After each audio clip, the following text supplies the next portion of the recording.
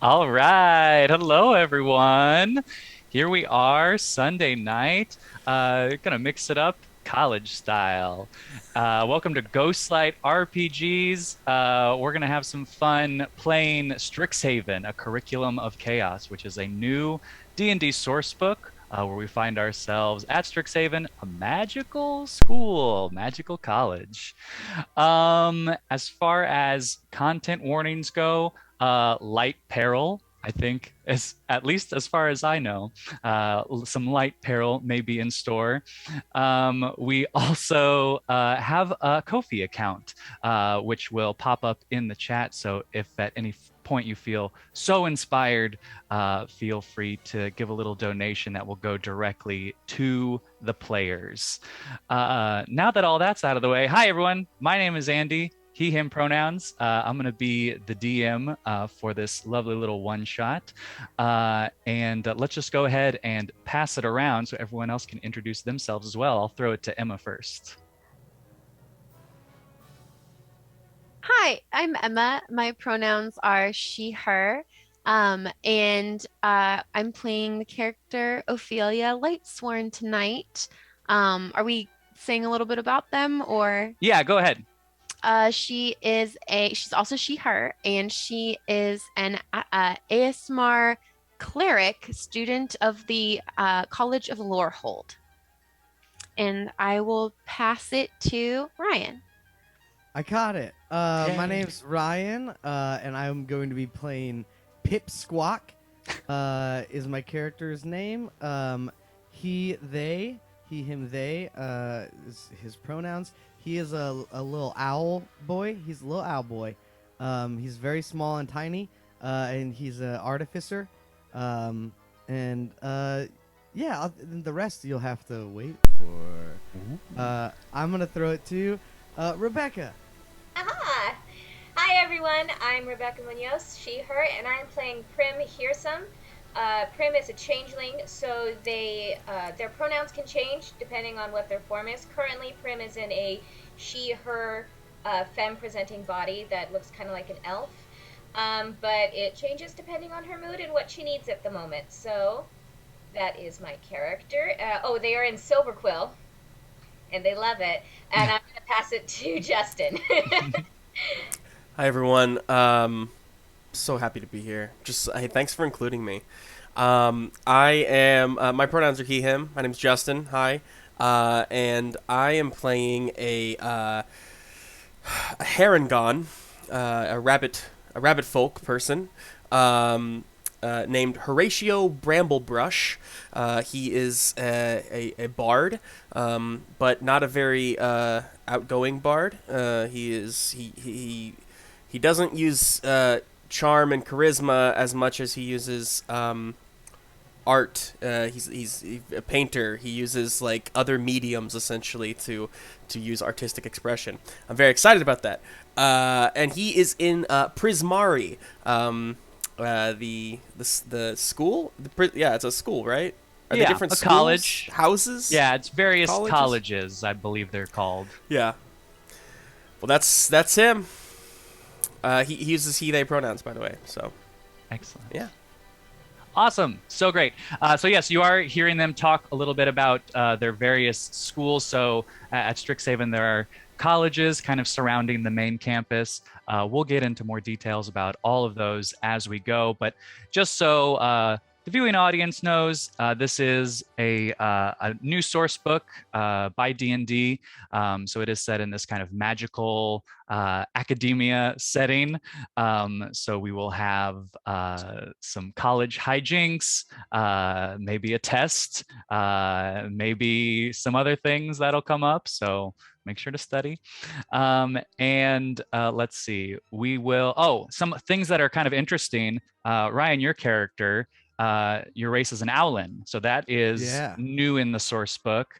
So that's really fun, as well as various mascots and some new feats and some new monsters as well. So we'll check some things out. If you're worried, like, oh no, I don't want to watch this because it'll ruin the written adventures in the book, don't worry.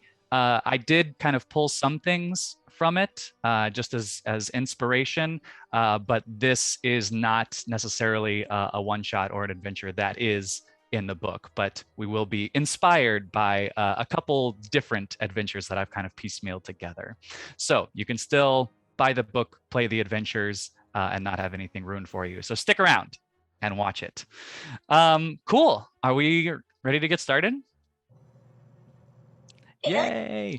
Excellent. So we'll start in a wide view, right? As we take in the entire scope of the college, we see this arch of stones seemingly floating in midair over this central building that you as students would already know as the biblioplex, the kind of main hub library of the campus. Surrounded by various other buildings, you have the Fire Jolt Cafe, where students like to go get some coffee or just kind of unwind maybe a little bit. You have the Archway Commons. You can think of that as kind of like the quad, where maybe people are playing magic frisbee or hacky sack or something. I don't know. As well as like a sports stadium. And then the dorms actually where you all would have stayed as first years. So at this point, you all are second years. You've done your first year already, but during your first year, before you picked your college, you would have stayed kind of in this central campus location as you took all of your classes. At this point though, you all have moved on to your second year.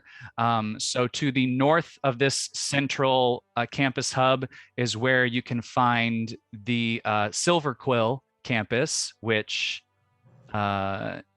Ophelia, right? Your Silver Quill?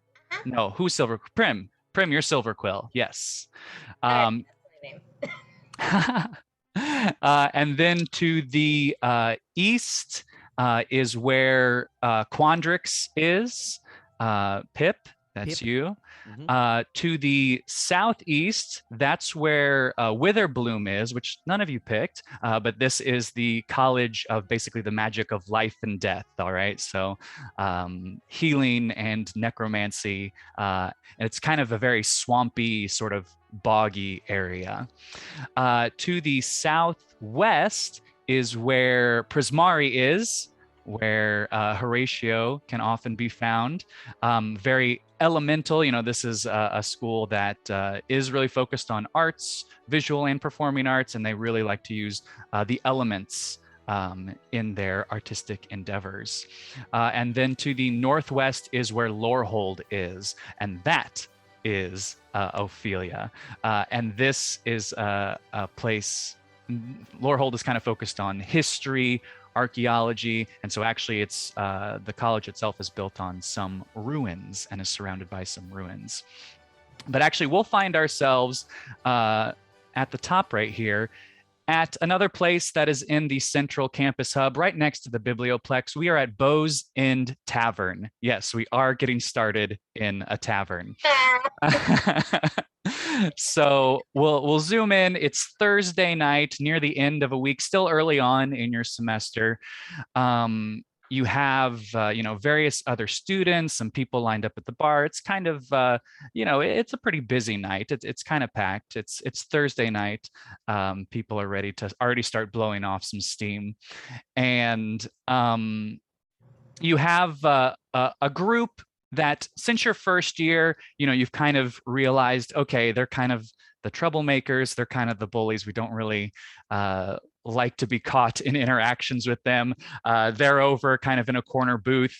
You see some of the Silver Quill folks kind of hanging out at the bar, talking about the latest thing that they've written and enjoying that. You also have some Lorehold folks kind of checking out some kind of artifact looking things over on a four-top table in the corner.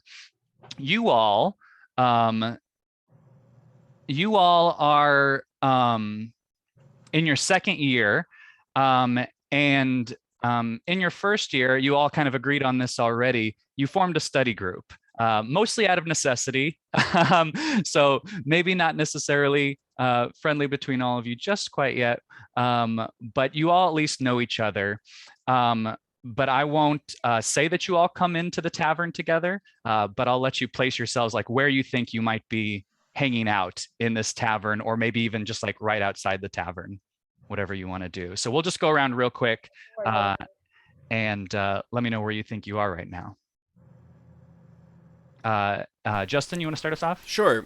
Yeah, I think Horatio is sitting at like a booth in like off on the side away from everybody else. I think they are kind of just maybe doodling in a journal. You know, to them it feels like somewhat of a waste of time because they could be doing so many other things right now. They have, they have a shift later on at the Performing Arts Center that they have to get to. They're also working double shifts at the Fire Jolt Cafe, and so it's like there's a lot going on. This summer was just a summer full of work for them, and so kind of fading out of that and getting back into the school year and the school, like what the classes is. I think Horatio's just having a pretty frazzled time with it all right now, just kind of making that switch, and so they're doodling, but only because they have to. It's for class. They're required to doodle. And I don't think they're that happy about it. So they're just kind of doodling right now and whatever. Excellent. All right. Ophelia, where do you think you're hanging out right now? Ophelia would be with the other Lorehold students. She is not particularly fond of being in large, crowded places. And so I think the only reason that she's here is because one of her fellow Lorehold classmates had promised that they had some really interesting relics to share with the group. And so she's doing her best to tune out all of the voices and the laughter and everyone else around her and try to focus in on what her Lorehold classmates are talking about. Excellent. Awesome. What about you, Prim? I think Prim is. Am I on? Yeah. I think Prim is up by the bar because it's Thirsty Thursday. She's here to have fun. She doesn't want to think about that stuff. But, her classmates are talking about the essays they've written and all this other stuff. And she's just like, when was that due? Like, that's.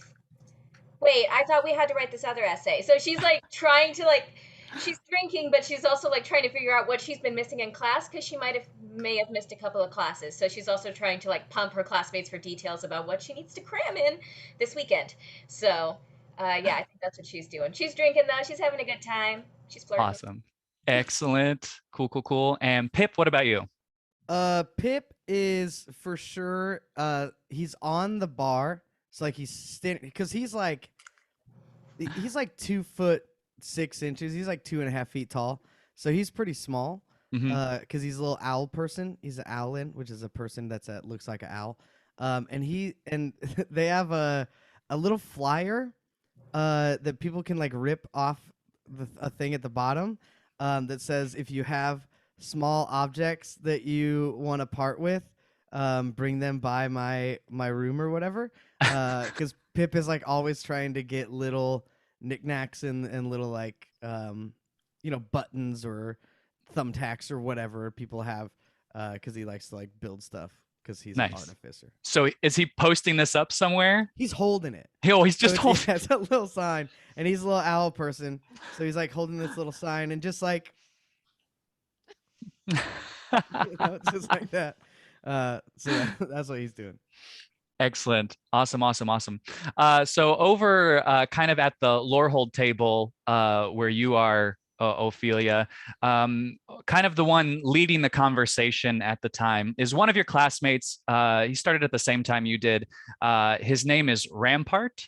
And to see him, you would see kind of this very kind of decked out, very official gold armor, a red sash across his chest. He also happens to be, I don't know what the official word for it is, but he is an elephant. He's an elephant. Loxodon? Maybe that's yes, excellent. So, and he's kind of holding court essentially, talking about his exploits over the summer and how he went on this very kind of in-depth archaeological dig. And how much fun it was, and that he learned a lot. And so he's kind of showing off all the things that he found. And then he looks to you, Ophelia, and he goes, "And you, Ophelia, what did you do over the summer? It's been so long. Catch us up, catch us up." Oh, yes, Rampart. Um, my parents sent me to a young leadership's conference, and I spent many weeks in study learning how to become uh, more personable. Oh, wonderful, wonderful. Anyway, and he moves on to someone else to kind of. And Ophelia's like kind of playing with her long black hair. She has these black wings. She's very goth meets bookworm with like glasses and some kind of like starry jewelry. Cute, but like not trying too hard to this is just the way she likes to dress for herself. Yes, excellent, so good. And are you standing on the bar, Pip? Yeah, I'd assume like kind of like sitting on the edge of it, like my little bird feet are dangling. Or I guess they're human. I don't know if maybe they're bird feet. I don't know. But my little feet are like hanging over the edge of it. Yeah. Awesome, like a kid excellent. who can't touch the ground. Mm-hmm. Yeah. So you have kind of some silver quill folk hanging out at the bar as well. Prim, you said you were there too, right? So some of your kind of fellow silver quillians are coming on over, and let's see here. One in particular, named Mina, Mina Lee. She's sitting there, and she goes, "Oh, are you just need anything at all? Like any sort of like just tiny little things?" Are you talking to me? Yeah, yes.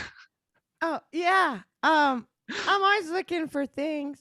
If you have things, then I can make stuff. Yeah, I suppose I do. I hear, and it's just kind of like an empty bottle. Oh, But she yeah, hands. Is that okay? I mean, it's a thing. yeah. Yeah. It was just a potion of healing that I used earlier, but you can have the Oh, bottle if you want. okay. That's very nice of you. And that's yeah, go So ahead. is it like how big is this bottle? Is it like a glass Coke bottle kind of size or Yeah, smaller? I think that's Okay. good. So probably half of you, I Yeah, guess. it's like half of it. Yeah. Pip takes a piece of string that they have, maybe like in their backpack, and they like tie it on one end of the top of the bottle, and then on the bottom, and they like sling it over their shoulder. So now they just have like this bottle on their back, kind of. And there's like stuff like that all over Pip, just like things like hanging off of. He's got a sweater vest on that's like in the colors of the Quandrix college or whatever.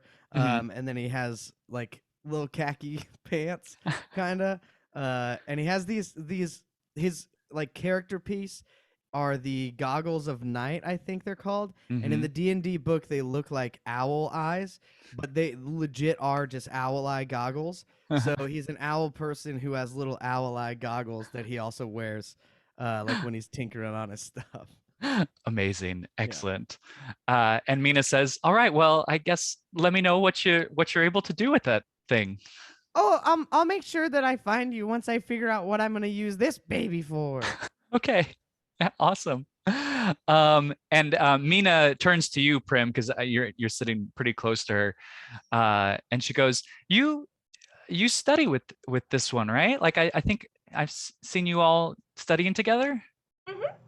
Yeah, no, we study together, like not socially, but like we they help. He helped. Mm-hmm. And Mina kind of leans in a little bit, and she says, "Are you doing okay? I know the end of your first year was kind of rough." Yeah, I'm good. I'm I'm good. just I'm good. I'm great. It's just a little hiccup, just getting into the whole college thing, but now it's under my belt. Totally under control. Know what I'm doing. It's great. awesome. It's so great. I'm great. Did you kind of do what I suggested and like really hit the books over the summer and like, I love your hair. Did you cut oh, it over the summer? I mean it's It looks uh different. I mean it's maybe a little bit longer, I guess. I didn't really It's so good. It's so good. Maybe it's just your energy. Did something happen over the summer? Because just I'm just sensing so much. It's great. I kind of just rededicated myself to, wanting to get the most out of my college experience that I That's can. awesome. I'm gonna get another drink, so just wait there. I'll be back. Okay. Okay. Prince is gonna move. Bye. Awesome. I don't want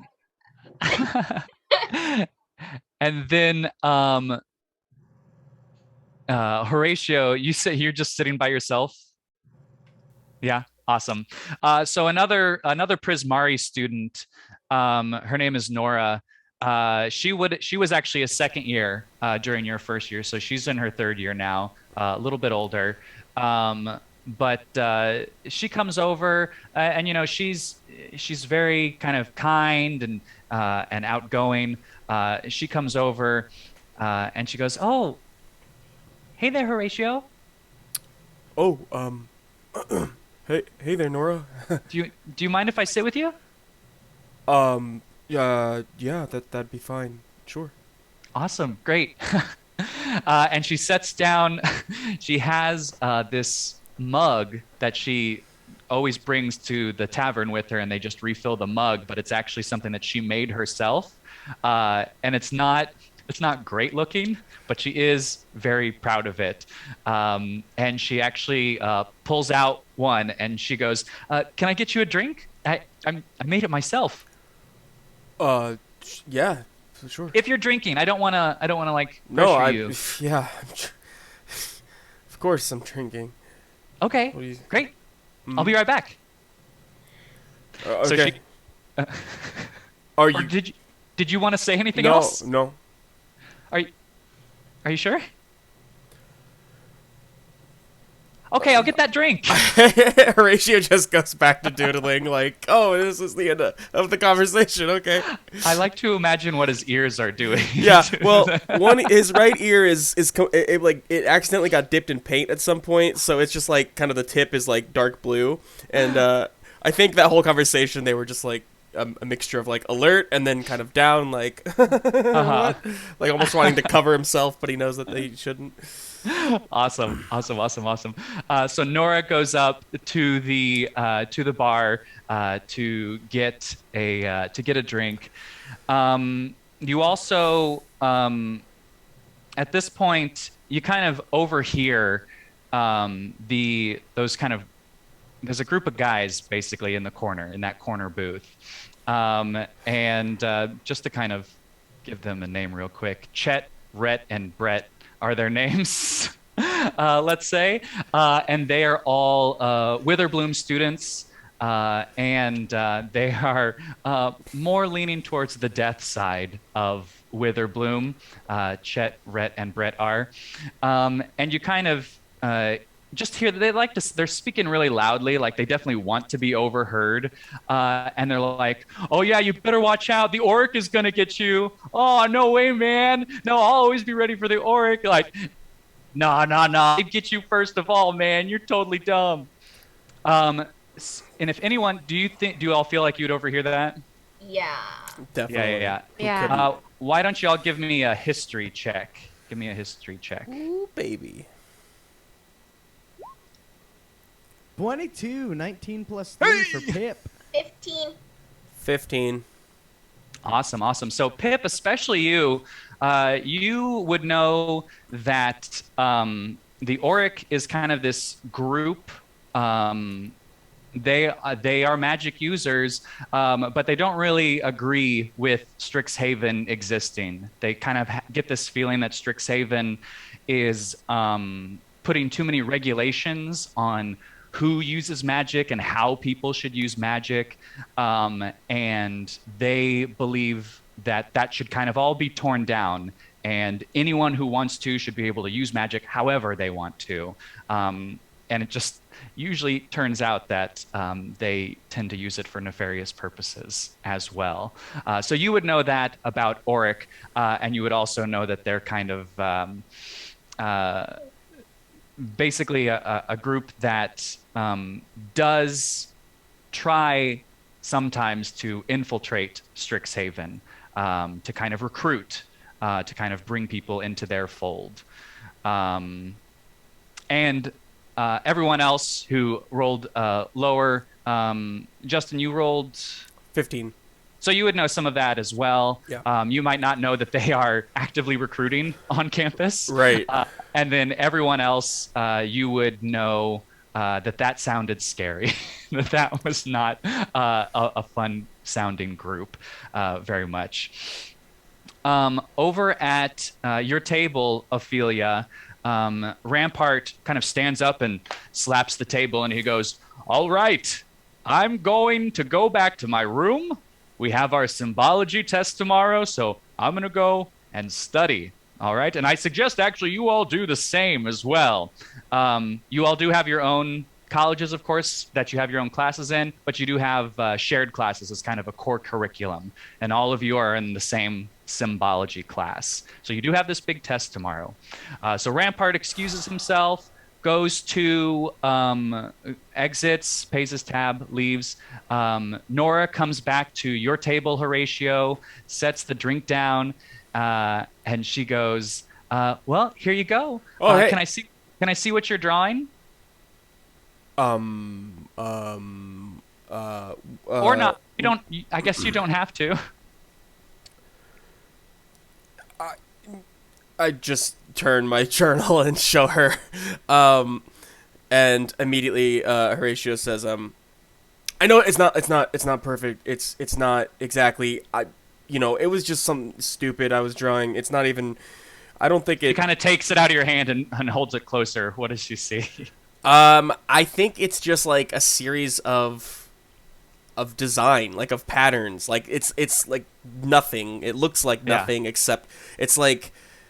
You know how people can like take two pencils and just like make some sort of crazy like design kind of pattern thing? No, not that, Andy. Is that what you're talking about? No.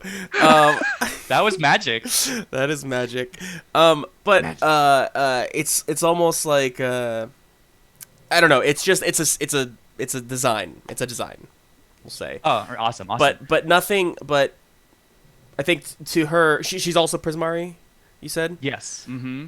So it may just look like, I think it looks like I'm trying too hard, is how I would put it. Awesome. I'm trying really hard to, like, copy maybe, like, the aesthetics that I might have seen from others. Got it. Instead of doing my own thing, essentially.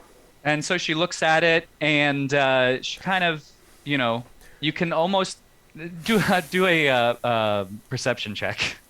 Okay. Perception. 13. 13. All right. So you kind of see her face stiffen as if she's trying not to react to something, but you can't tell like what her reaction would be if she wasn't keeping it inside. And so she hands it back and she goes, "Oh, that looks great. That's good. I like." You think so? Yeah, like really though. Well, yeah. I mean, because I've been trying to like find that, like I want to be an opus mancer, right? I think I don't know, but it's like I need to find like that perfect vibe. Like everybody says, like you just got to find your own thing, and it's like, okay, well, like my own, like what is somebody's thing? Because there's only it's like 5 things that somebody could have, right? It's like one of 5 things, like. Like every story is just like the same story told over again, but like in a different way. So it's like if you have the same story, then how could you even come up with your own thing? Yeah. I kind of see what you're saying, and it's kind of like mugs, right? It's kind of like mugs What? where I don't understand that. Well, and she kind of opens up her bag and like takes out an assortment of like 10 different mugs, and she goes, "Take a look at all of these mugs, right? They're all mugs, right? Yeah. But each mug is just a little different, right? Right. So you get it. I get it. I do get it. I need to switch. I need to start doing clay work. You're No, right. that's No, not so much what I was. sculpting is a better medium than paint. Well, no, that's not what I was saying. That no, that's Oh, it's. I'll be more specific. yeah. Each mug is a mug, but That was more specific. You're right. but they're all different because I did them at different times in my life, and so they're each unique. No, I get that. I get that. Yeah, Horatio doesn't understand, but he's definitely trying to play it off like he does. That makes sense. That's great. Oh, great. Okay, good, good. Well, you keep at that, okay? And she Mhm. starts to kind of put her mugs back into her bag. And then she looks at you and she kind of pats the table a little bit because that's apparently what everyone does before they leave a bar. Pats the table a little bit and she goes, I heard Rampart talking about that big symbology test. I had to take it last year. It's pretty brutal. So I'm going to head out and maybe you should do the same. Yeah, no, I will do that. I stand up. Symbology. Any what is symbology? And I know what symbology is. I've taken this class before. We have a test. You're currently in the class, I like we're studied a few for weeks it. into the semester. Yeah. Yeah. Yeah. No, I'm ready. All right. Well, I'll see you around, Horatio. Oh, hey, great to see you, Nora. Thanks for the mugs lesson. Yeah, and In you mugs. hang on to that one, Oh, this mug. Oh, the thank mug you. that has your drink in it. Thank you. I'll pay you back somehow. I promise. Don't mention it. No, I will. Sure. Okay. How much is this worth? No, I don't want any money for it. It was a gift. I believe people should get paid for their art. I really. Well, I agree with you. And if I were selling it, I would want money in return. But this was a gift from me to you. I look around. Are there people watching this? Are we like yelling across She the room? is standing up at the table, and she did walk a few feet away. So I don't know if it's like the entire tavern, but definitely like the surrounding area. So I think everyone at the bar. So that would include Prim and Pip, and Mina as well, who's sitting there too, is overhearing all of this. Okay. Well, thank you. This is a very kind gift. Thank you, Nora. I'll see you later. All right, have a good night. Okay. You too. Thank you. Bye. And she's out. And now back at the bar, we have Mina, who moments ago did hear Rampart talking about the symbology test tomorrow, and she goes, "All right, I said I wouldn't spend all night here. I'm gonna go hit the books. Maybe you should kind of do the same thing, Prim, and I'll see you in class tomorrow, okay?" Yeah. Awesome. Those books. All right. Hit 'em hard, girl. Yeah, and you do the same, okay? Uh-huh. All right. Have a good night. You I'm too. gonna hit the books too. Oh, yeah. Sorry, I forgot you were there. Yeah, yeah, it happens sometimes. Well, I'll see y'all in class. Okay. And Horatio. she pats the bar, and then she's gone as well. Tradition, yeah. Horatio's gonna walk over to Pip and Prim over there. Oh, hey guys. Did you say you were gonna be studying for the symbology? I said I Test. was gonna hit the books. Oh, that means something different. No, it doesn't. But Oh. I didn't. I just wanted. I didn't say I was gonna be studying. I just said I was gonna be hitting the books. So I just wanted to clarify what I said and what you said that I said. You Yeah. shouldn't hit books. Oh my god, Feely, I didn't see you there. Oh, hey Ophelia. She's been standing there for like 3 minutes quietly. It's not good to hit books. It's bad for their spines. But I do recommend that we should study for the symbology test tomorrow. Sure. Okay. Okay.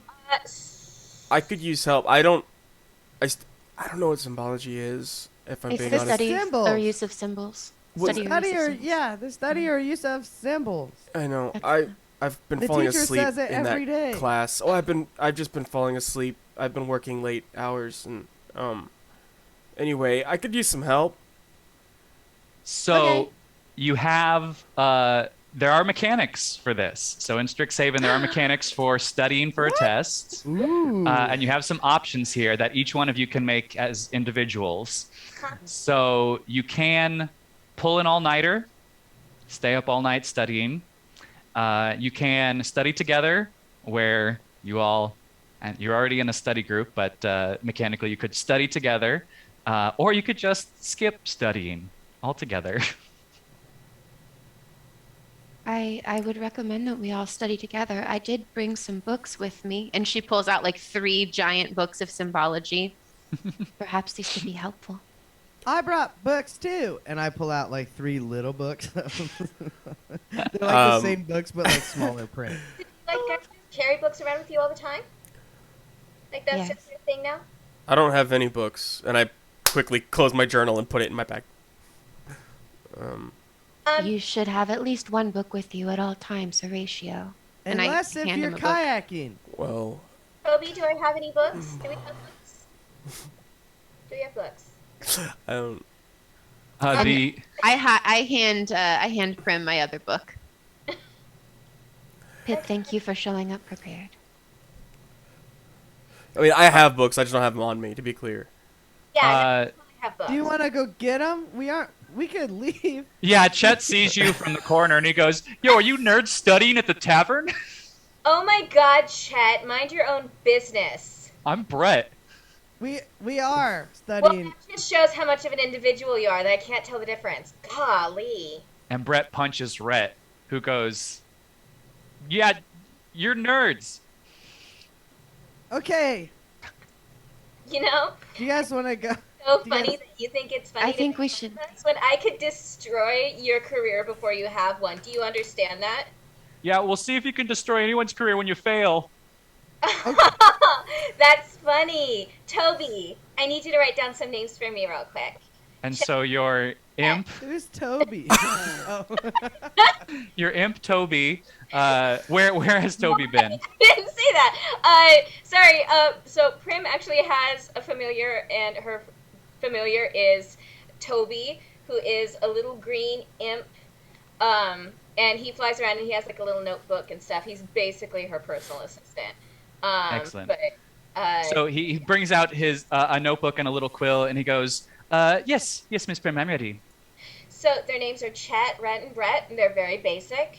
And Oh, very basic. next time we talk to Daddy, we need to be sure to mention that we need to bring their families down and raise their fields. Parentheses, raise fields. Got it. Okay, bye. Let's get out of here. Holy shit! I just lean over to Pip and just like, they terrify me. Who? What? Who does? Prim, I'm just speaking regular voice. Prim terrifies me. Prim terrifies you? Don't say that out loud, please. I just did. I was whispering to try and tell you in solidarity, in secrecy. Oh. Yeah. So you're afraid of Prim? Yeah. Okay. Awesome. So where are we heading to? You have your various dorm rooms that have in a common kind of area indoors where you could study. There's the biblioplex, which would have some study rooms as well, or you could just kind of go wherever you want to. I think we should go to the biblioplex. I cannot imagine there would be a better place for study than the biblioplex itself. Have and you it is ever quite been in a close. tree? You studied in a tree? In the middle No. of a field? It's pretty mean, good you- studying. A few times I have been, but usually I regret it in the morning, so. I Yeah, let's go to the biblioplex. Yeah, let's do that. There's books. Books do you have to have like a membership there? I don't really have any extra funds right now, but No, it's not. It's part of the. It's like a library. You just walk in, I think. oh Yes. really? That's open for Yeah. everybody? Yeah, it's been the whole time. This is your second year here. Have you Yeah, you never been to been the there? biblioplex? Mm-mm. The library? I've never been. Oh, sweet. What do you do? What do you do? Well, I mean, I got my books and I read them at home. You don't go anywhere, like to the little coffee shop, to like just, you know. Oh, I do go to the coffee shop. I work there at the coffee shop. That's right. Yep. That's yeah. right. I've given you your coffee most mornings. Anyway, Biblioplex, let's go. That sounds It's great. Oh, Do right. I need Awesome. to change? Am I formal enough? Why would you need to change? I don't. I'm covered in paint. I just felt like I didn't Is know. it wet? Is the I paint literally wet? dabbed some of the paint. A little bit. Don't touch any books until it dries. Or try to run fast outside into the wind, and it might dry it faster. That's a good idea. Ooh, I can fly in front of you and make wind. Ooh! And then Pip just starts going like this with his wings. Oh, He's okay. like trying to No, dry this off. this is great. This is working. Is Thank this you. helping? Yes. Is this good? It- He's in a tavern with a bunch of people, and he's just like winging his pants. Okay, guys, so you're really stepping on that whole thing I did with those three Chads, so can we, like, go elsewhere, please? Oh yeah! Oh my gosh! I'm so sorry. Excellent. So you all start to head I didn't mean to step on your intimidation. No.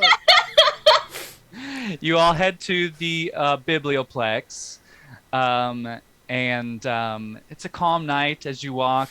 Kind of the stars are out, not really a cloudy evening. You enter this kind of giant building. The stones that are hovering in an archway are kind of glowing in the night sky, this kind of dim blue light kind of pulsing a little bit.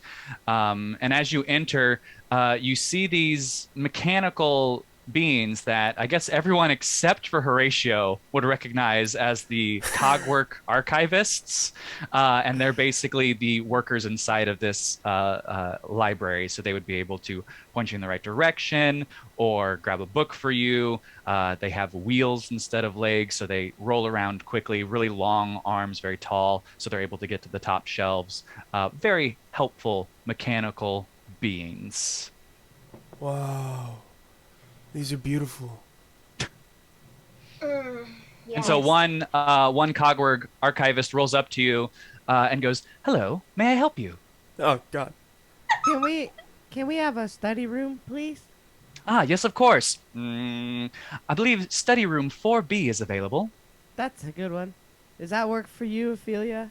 Yes, 4B will be satisfactory, thank you. Okay, I doubt the other two care. And then, do you have any more books on symbology? Symbology. Yes, of course. And the Cogwork archivist heads off, disappears for a moment, and then comes back with actually 2 armfuls of books and slops them down in front of you and says, "These are all remaining books on symbology. Oh, that's quite disappointing. Yeah. Would you Yeah, like that- me to carry them to 4B for you?" Oh, yeah, please. All right. And the Cogwork archivist heads off, books in tow, to drop them off at 4B. Really, we don't really have to read all of those, do we? Like, that's just more of a flex, right? We don't have to read all the books for the test. We can. We can. It will go quickly if we divide and conquer. See, if it were just me by myself and I had to read them all by myself, now that might take some time. But since there are 4 of us here, we can share. Yeah. Okay. All right. So do you all head up to the study room? Yep. Horatio flies up. definitely gets lost on the way, looking at all of like the just like the architecture of this building, but eventually finds it. So I was gonna make you roll a survival check. Yeah, I was gonna say if you want me to. if he's like walking around, then Pip likes to fly in this place because it's really fun for a little owl person to fly around. And Mhm. so like Pip could see him like getting lost and keep like swooping down and be like, "This way, bud," and then like going Oh. back Awesome. up. Okay, Oh, good. right, So right. you don't get lost. Okay. We just cut to the end of the session, and you're like, "What year is it?" Awesome. So you're in the study room. Did you all decide to study together? Is that what everyone's deciding to do? That's what Pip wants to do. Yep. Okay, excellent, excellent, excellent. So the way that studying works is each of you gets to decide what your method of studying is, right? Is it hitting the books? Is it trying to create like a mnemonic device? Or is it something where you're like trying to practice like for symbology, maybe you're like writing it out in the air or something. So you as yourself get to decide what your method of studying is, and then you'll make a skill check based on that. For I Go ahead. Yeah, go ahead. Emma. No, you go ahead. For Horatio, it's definitely using a bit of magic and just drawing them out in the air in front of them, and then like also I think associating like a color, like he's got like a magical color palette or something, and he just Mhm. kind of uses different colors to assign different categories and like organize them in that way. Awesome. So we'll Ophelia. call that we'll call Oh, that sorry. let's call that a performance check because you're doing it with kind of that artistic mentality in mind. Okay. Go ahead, Emma. Ophelia thinks that it's fun to like write riddles or try to like write phrases with the symbols to test her friends, but the phrases and the riddles are like only things that she would get. They're very like lore hold stuff. And so like it'll be like, remember the name of the general from the war from the year that the year of the fire? I'll give you a hint. He wore a feathered hat. Uh, Awesome. was it Pip? No. Oh. Um, Pip does a thing. It's kind of a mnemonic device, but it's like specifically with Pip. So he kind of assigns the different feathers on his hand, on his wings, a different symbol or whatever. So like Mhm. if he like moves this feather or whatever, it's like he's thinking of that specific symbol and like tries to make it so that this is really weird. And this is like a thing that my brain does sometimes, but Mhm. it like is connecting it like almost like it's a piano that he's playing a little bit of like this is that and this is where this is and that is where that is like Awesome. yeah. We'll call that sleight of hand or sleight of feather, Oh, nice. I Yes. guess. Slide Uh, of feather. I love it. Emma, what do you think yours is? Um, Something to do with intellect, maybe? Yeah, Let's I see. almost wanted to call it deception since you're tricking everyone else. Oh no. Okay, I'll do deception. I think for Prim, originally she's kind of like she starts off with Ophelia and she's like, okay, what exactly are we doing here? And she's trying to learn through Ophelia's method and it's not working. Then she goes to Horatio and it's not working. And then she's going to Pip and she's just like trying to copy everyone else's study methods. And Uh-huh. it is sticking. And so she's kind of just back in the corner, like trying to meld everyone's together. And she's like just kind of uh, making up some stupid little song, trying to remember, like the leg bones connected to the ankle, like she's Uh-huh. trying to, and like she's kind of her attention is starting to go away though, like she's just starting to veer off into La La Land, but she's trying to Nice. remember. She also might be writing stuff down like on her imp, like Hmm. she's just like hold still, like I need to write down this symbol. I don't know who's gonna remember that. No one's gonna remember that. Stop moving, Toby. Like. Awesome. Since you're doing a song, let's call that performance as well. Okay. Awesome. And since you all chose the study together option, you do have advantage on your ability check at the moment. Oh, good. So go ahead and roll Ooh. what you were to roll with advantage. Oh, thank gosh. 20. All right. Dirty 20. My method works. I got a natural 20 for 27. Wow. I got a 19 plus 5 for a 24. We're a freaking good study group. Oh yeah. What about Prim? 23. Awesome. Oh Woo. my gosh. Okay, great. Great, great, great, great, great. So, um, do you want to like role play how successful your studying was? Like Um, your interactions? Yeah, I mean Horatio is doing, and after like I don't know 2 hours of this, just kind of stops and like looks around the room. Hey, hey everyone, I just want to say real quick, I'm feeling inspired. I I haven't been inspired like this. I mean, if I'm being honest, since I got here, uh, to Strixhaven, and I don't usually do this, but I'm just feeling somehow very buoyant. And I just wanted to say I really think that we should study more often together because uh, I feel good. Oh, that's good. It's so sweet. Look at you, you little steady bunny. I love it. Okay. Buddy bunny. Like, it's just, no, I totally agree. Like, oh my god, it's like it's actually sticking. Like, I'm starting to remember things, kind of. But, It is nice to study with other people sometimes. Yeah, it's nice to not be alone in this big old room, even though it's a pretty cool place. I might actually survive the semester. It'd be so nice not to be cut off. It's great. Yeah. What do you mean cut? What do you mean cut off? Hmm. Well, thanks to her over there, I almost got kicked out. And my dad got super pissed and said if I don't, buckle down and everything, then I can't join him in the court of face. And he's going to cut me off, Well, like financially and magically. It's great. But it's It fun. wasn't. It Your wasn't my parents wouldn't intention. support you? Well, I couldn't imagine. like they're doing it out of love.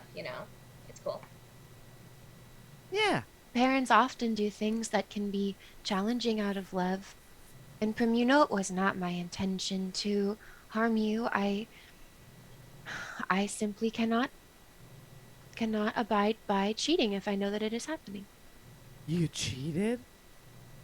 I mean, we all cheated. So, like, it wasn't I just didn't me. cheat. It wasn't just, okay, so I may have stolen the key, but, everyone else used it too. So, That doesn't make it right. well, the teacher just left it out on the desk for my imp to get. That's his problem. But doesn't it feel better to know that you've studied now and that whatever grade you get, that will be the grade that you earned with your hard work? I'm not. Yes, yeah. And it I'm does not. pretty good. I'm not like a psychologist, but if everybody does something, then doesn't that make it right? If everybody does, it's like breathing. Everyone does it, so that would be the right thing. Right, If now, nobody doesn't do it, I didn't do it. that does kind of make sense to me. Like, I mean, Right. there's like a right way to do things, and you Yeah. have to do it that way. I and mean, I feel like if it was something wrong, I don't think everybody would do it, because then that would be that everybody's wrong. but isn't it a good thing that I'm thinking outside of the box for a solution? I wasn't going to pass that test. I think And, like, my cheating's dad wants me wrong. to succeed, so, like, what am I supposed to do? Hmm. I used Well, to think this is a outside the good moral box. quandary. Hmm? I know a lot about symbols, but sometimes you have to look at life differently than just what's in the book. Order is important, though. Without rules and without order and law, then everything would devolve into chaos, which I am That's supposed true. to be learning more about in my studies. But I, I don't know. No, I But prefer you- order. But there is a little fun Yeah. in chaos, though. After all, you wouldn't normally be doing this, right? Sitting in a room full of a bunch of people. You went off your order. You went to chaos. You joined a group of weirdos. Those two, not me. And Wait, are we chaos? Wait, am I a weirdo? we are Team Chaos, okay? Team I'm not chaos gonna weirdo? talk about that. Oh dear. I don't want to. No, because now's not a good time. No, we shouldn't. Are you? Hey, Horatio. Horatio, Are you okay? You good, buddy? are you speaking Oh, with a yeah. spirit from beyond the grave? Sort of. you This is just my friend. I'm talking to my familiar. It's like a swirly, colorful cloud that just kind of apparates out of nowhere. But Normal yeah. stuff. You're using your because I think it's a spell, right, to summon it.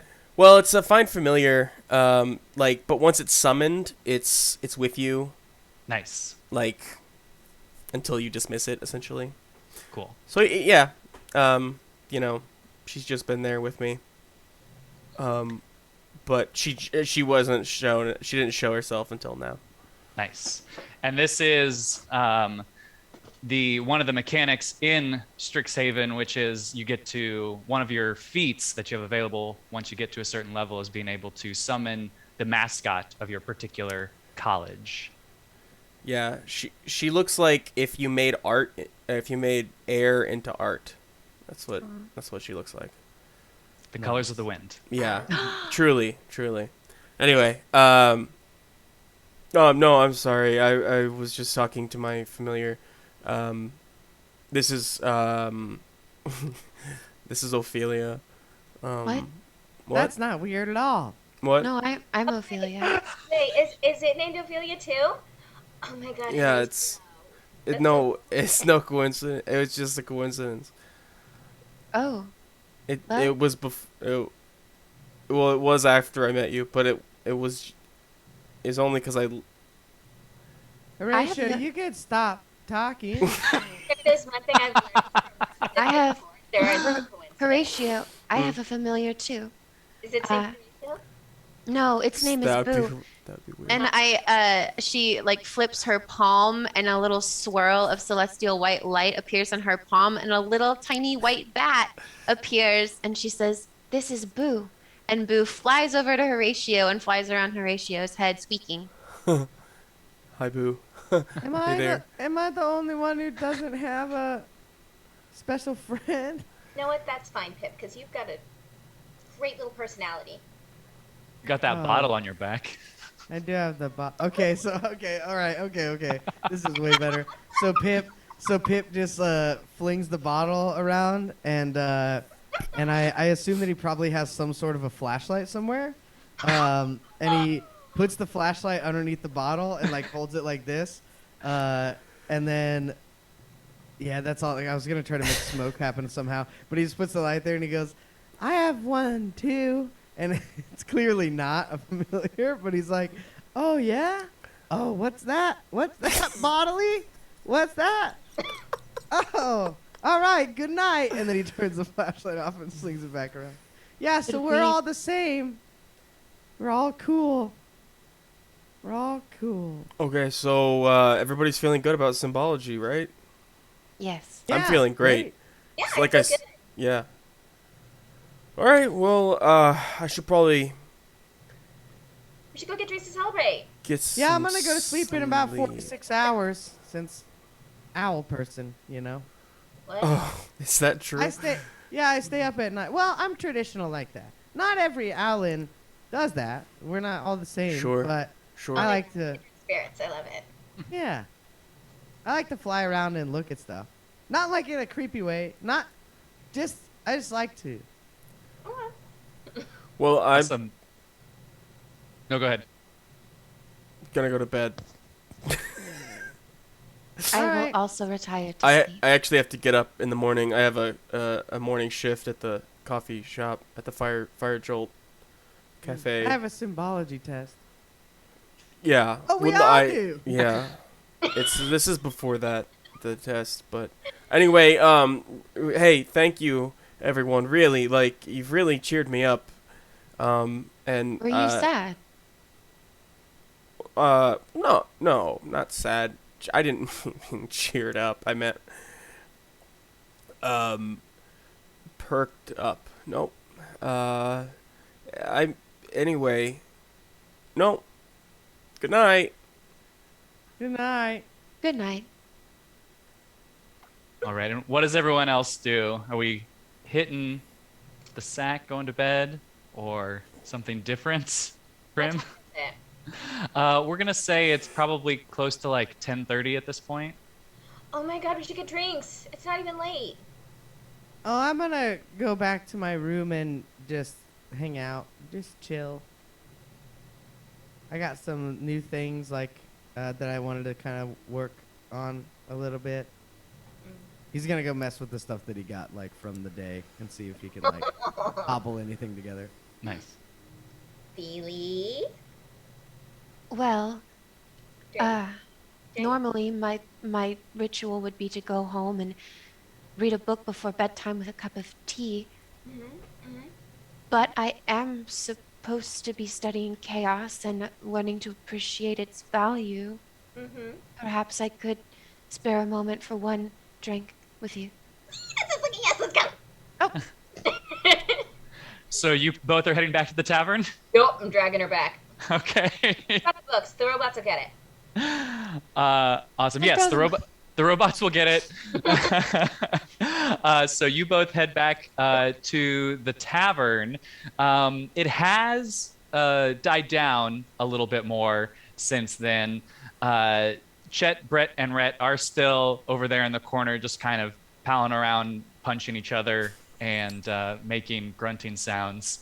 Um, I imagine them as a three-headed supernatural being for some reason. yeah, it's pretty Yeah. much that. Oh my god. And you head back to the tavern, and I'm gonna say, can you both roll a let's say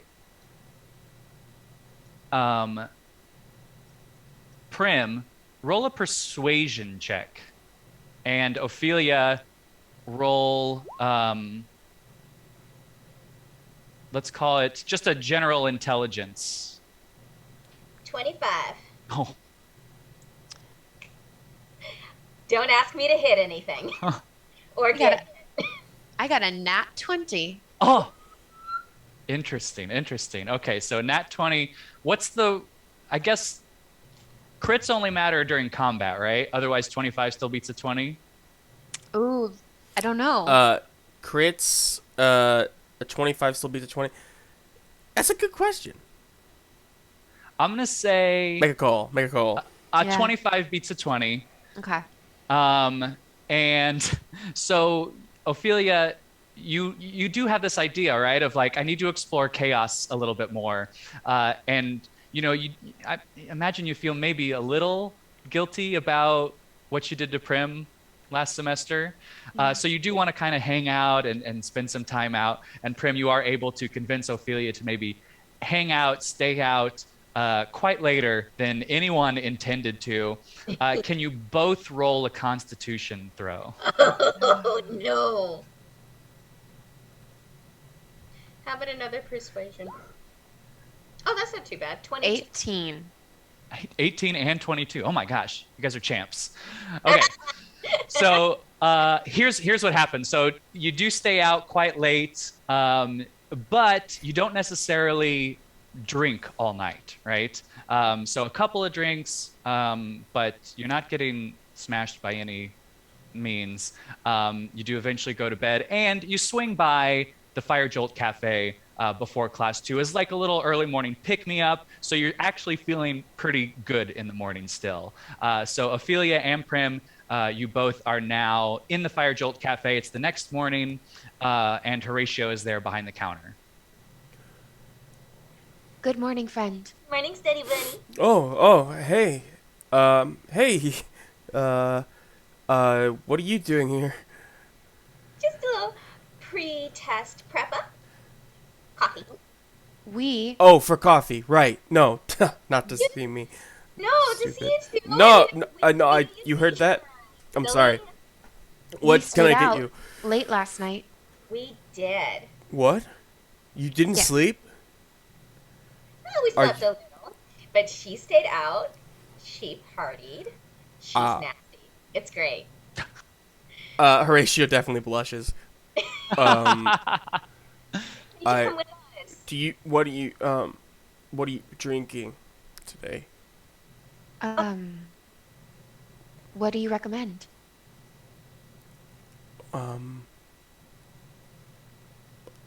A house coffee. Or, will. I mean, if you want, I could just make you something. I I picture there's like a line of people like behind them. I mean, I could just like create something new for you. That would be good. Surprise me. That would be different than what I would normally do. Yes, girl, lean into the chaos. I'm gonna have a venti brown sugar butter caramel latte with oat milk and double extra shot of espresso. And Nigel has written down your order as well, and he tears a page off and hands it to Horatio, and he says, "Make sure you get it right." Thanks, Nigel. Thank you.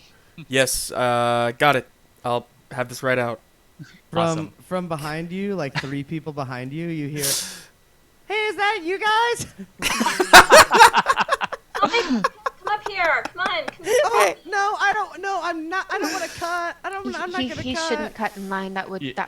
be very Yeah, There everyone wa- there's between you just these kind of people turns out around right and kind of here. glares at you a little I'm bit. so sorry. I'm so sorry. Oh my God, why is this happening? Why is this happening? Okay, we'll wait for you by the window. Okay.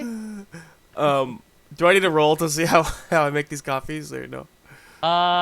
How you did you work here last year as well? I think I started over the summer. I think I spent my freshman year only working at the Performance Arts Center.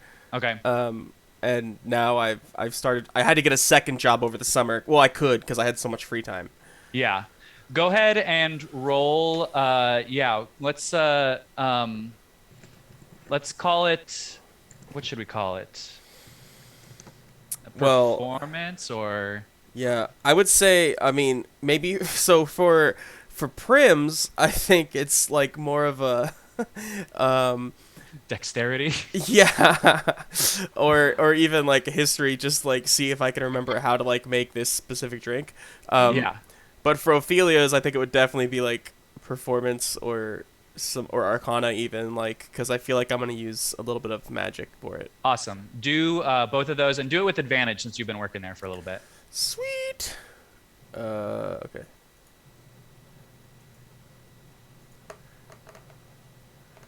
Okay, I got I got a 15 on Prims and a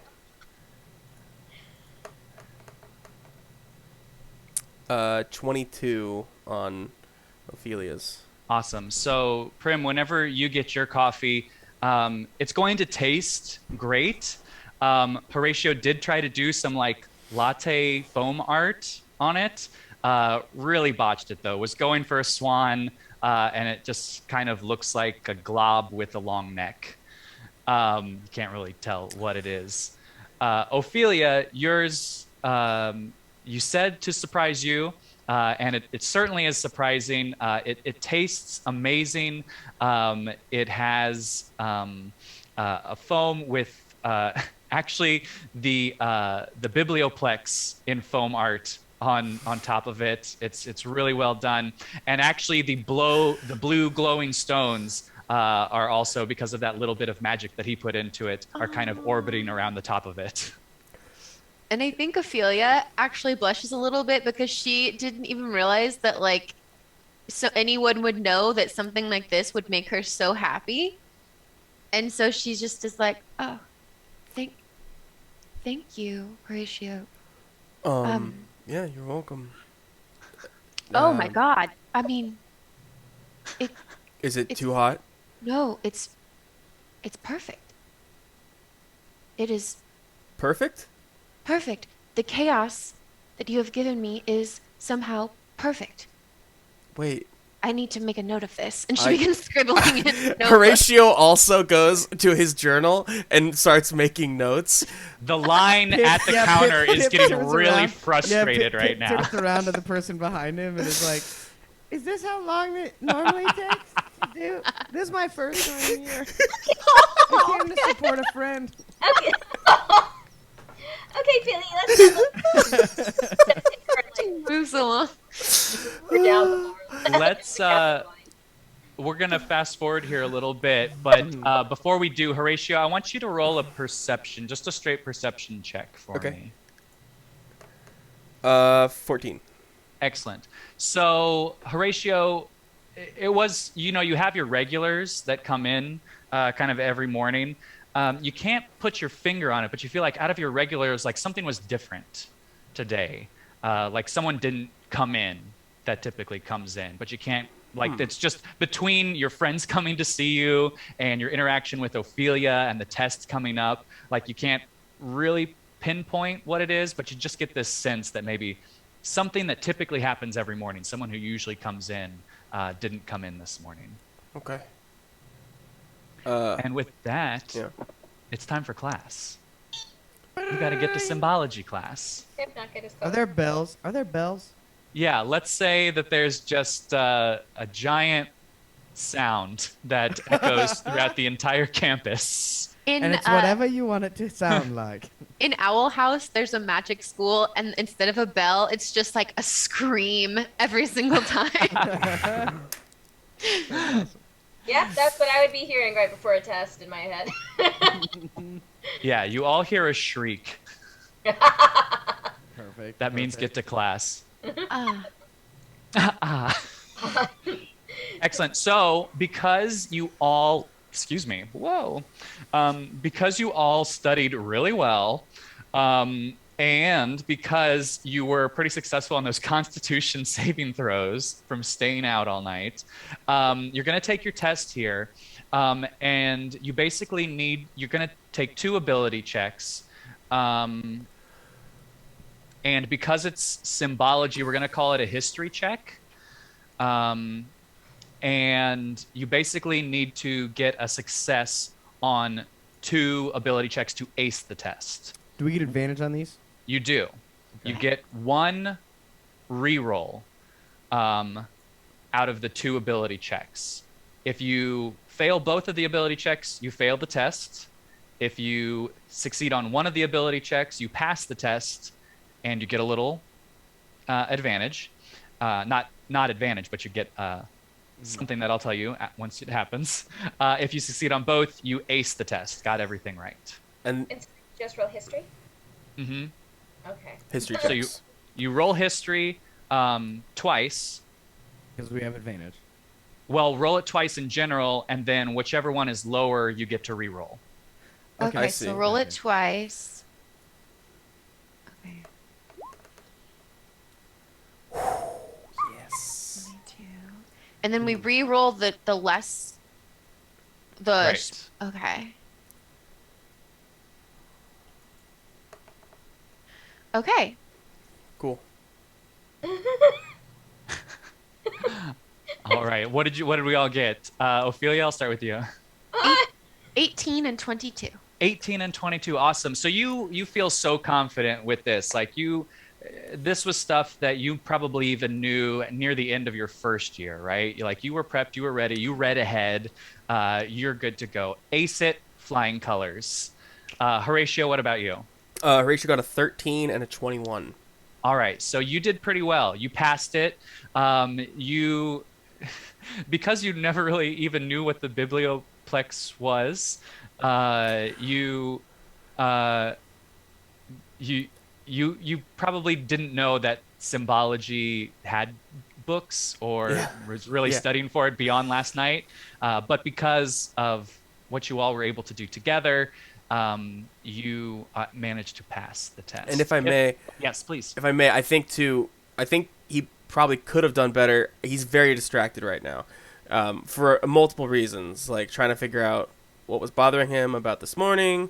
Also, this thing about perfection is like, it's just like eating away. It's like, what is that? Wait, she said it was perfect, but perfection, but and it's just kind of like circling around in there. Nice. Awesome. Pip, what about you? An 8, I got Or it. no, Pip, sorry. an 18, and a 7. All right, so you also passed. You felt pretty good about it. You struggled a little bit, maybe in the middle, but you thought about it. You talked to your bottle. You're like, "What do you think?" And you're able to pass the test. Nice. I did so much better than I thought I did. And Prim, yeah, If that's the curve. I got an 18 and a 16. awesome. You aced the tests. That reroll. first one was. So yeah, that the kind of, maybe it was the mixture of like, finding that balance between studying with your study group here, but also being able to blow off some steam, like finding that balance between, the chaos and the order has just clicked in your mind, and you 100% ace the test. So now here's what you get. For those of you that passed, you get one student die. One student dies. One student dies? Ooh, That's look at right. You get to kill one other student. No! Yes. So what this means is that you get a D4 that you are able to use on an ability check that is related to the exam. So at any point, whenever you have to do anything with symbology and an ability check comes up and you make a D20 roll for it, you can add a D4 to that roll one time. So it's kind Hey. of like Bardic Inspiration a little bit. Essentially, yes. Cool. Ooh, That's really fun. I like how I like that cool. mechanic. Yeah. Mhm. I like Yeah, that that's it's kind of like categorized under a theme. That's really fun. Yeah. Yeah. And then it sticks with you too. So after you roll, you can't roll it again until you finish a long rest, but you always have that Really? moving forward. Yeah. That's Wow. cool. I think if I'm reading that right. Yeah. That makes sense. Yeah, that's how Um, you learn.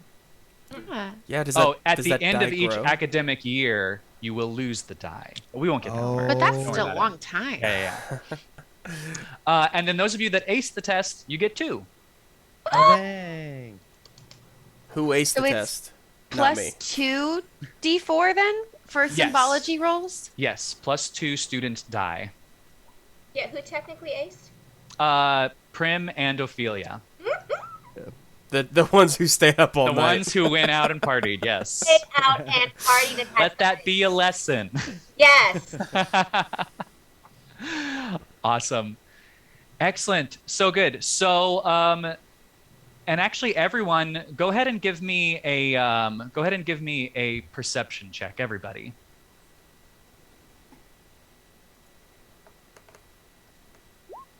Nine.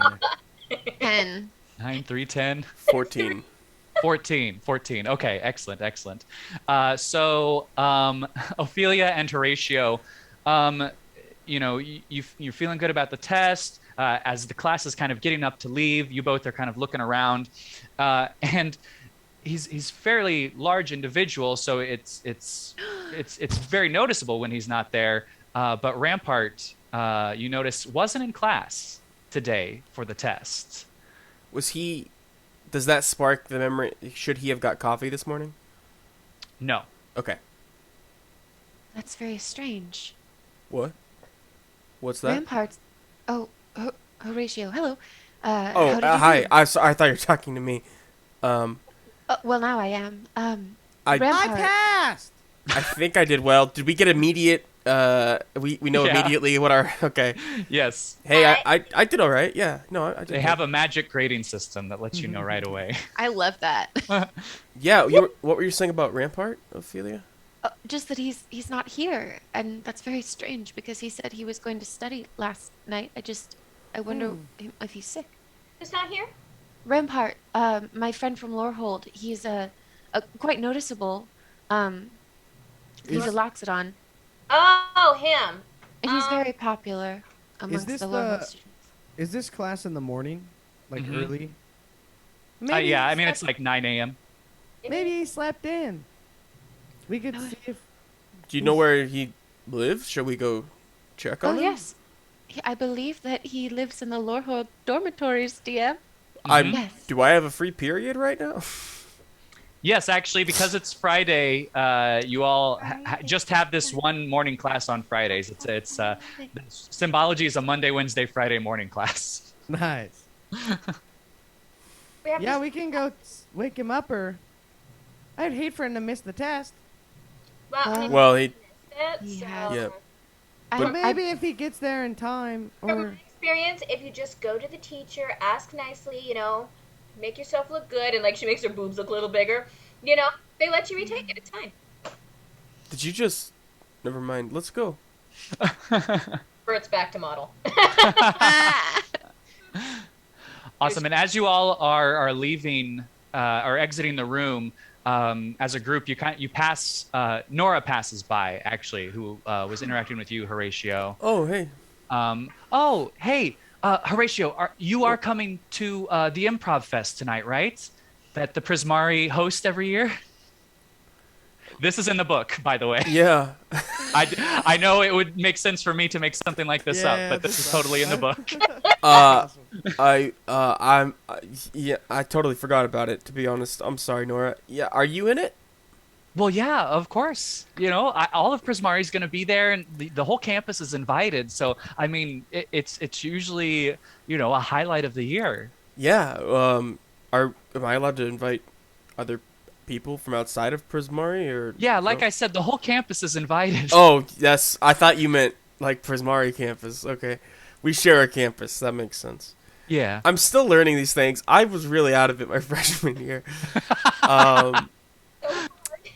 anyway, It's tough. It's a tough yeah, year. no, I'll go. I surprised I actually don't work tonight. So that's cool. Awesome. And actually, here's the thing. So Horatio, you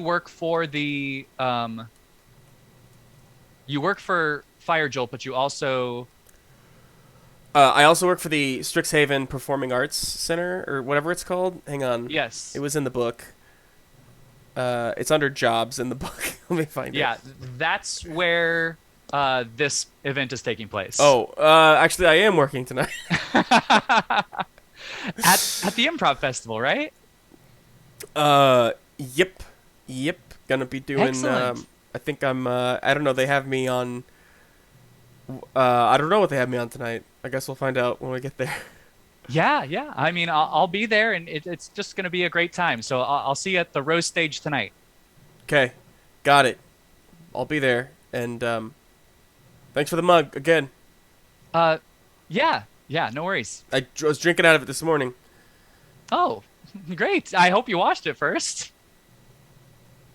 Yeah. Okay, bye. So, she's cute. What? Nora? No. Nora's just a friend. Oh, or were you saying she was cute, like, for you? Like, you were saying she's cute, like, hey, she's cute. I should go. Were you saying that about you? Do we want to go try to see ramparts? Yeah. The waving? If you don't mind, I would like to do that. I thank you for coming with me. That's very kind of the three of you. I have Yeah. the rest of the day off, and I don't have many friends. Oh, that reminds me. If you all want to come, I'm gonna be working at this improv show tonight. How come Uh, you just invite us to the next place you're going to be working at a lot? it's a good question, Pip.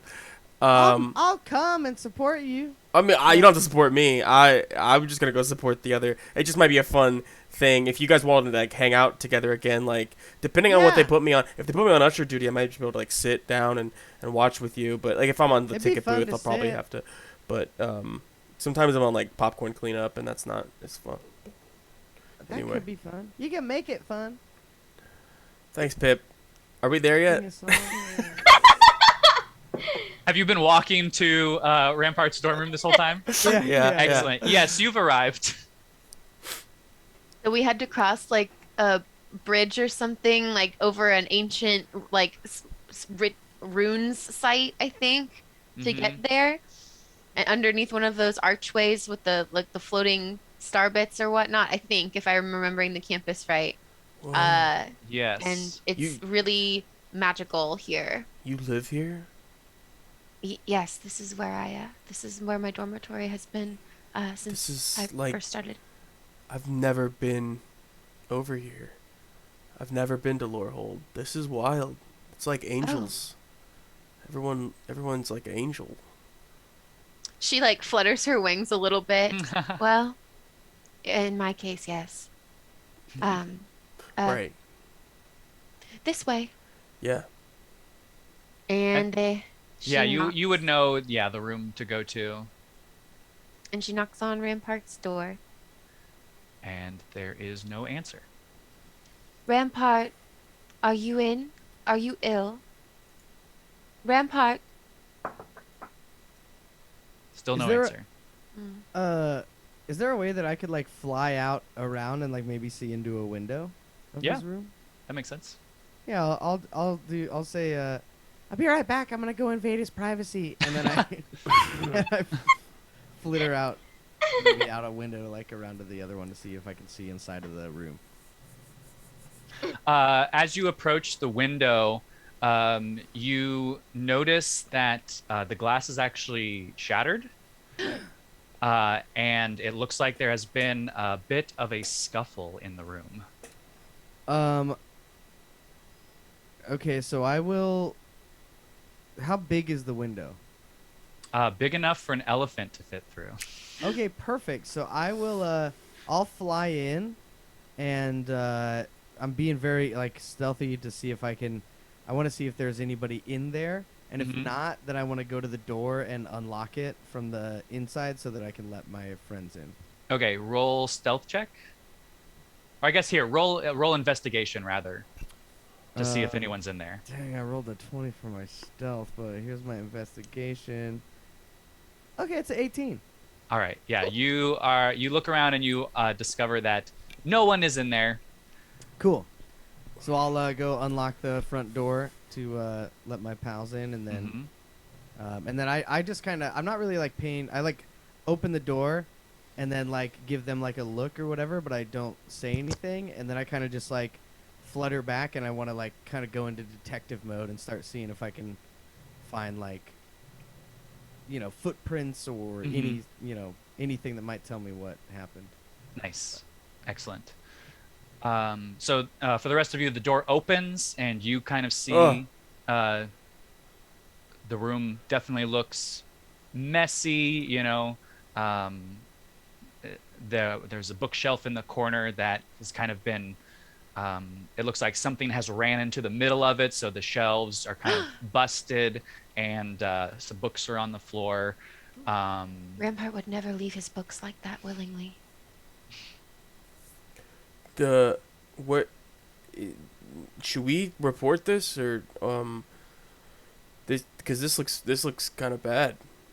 Detective Squawk is on the case. Whoa, are you a detective? And he pulls down his little goggles of sight. Whoa. I'm not a detective yet, but Is that Is what that you what you want to do? when you graduate? maybe, I don't know. There's a lot of different jobs that have to deal with trying to find the answers to things. But Yeah. I do love myself a good old-fashioned mystery. And then So they like Yeah. they like jump on the ground and they're like trying to find, looking specifically for like big old elephant footprints or whatever footprints in the elephant person leaves. Like I don't do Alan, like, do I have owl feet or do I have human feet? I think you It's have Yeah. owl owl feet, feet. but you Right. have wings and feathery hands. So your Right. wings aren't Okay. your arms. You have separate wings, but feathery hands. Okay. So yeah, I'm on detective mode trying to see if I can like, Sherlock Holmes piece together like, and then he tripped here and he thought he was gonna get away, but then he got hit from behind or whatever. Yes. Pip, go ahead and roll investigation with advantage. Okay. All right.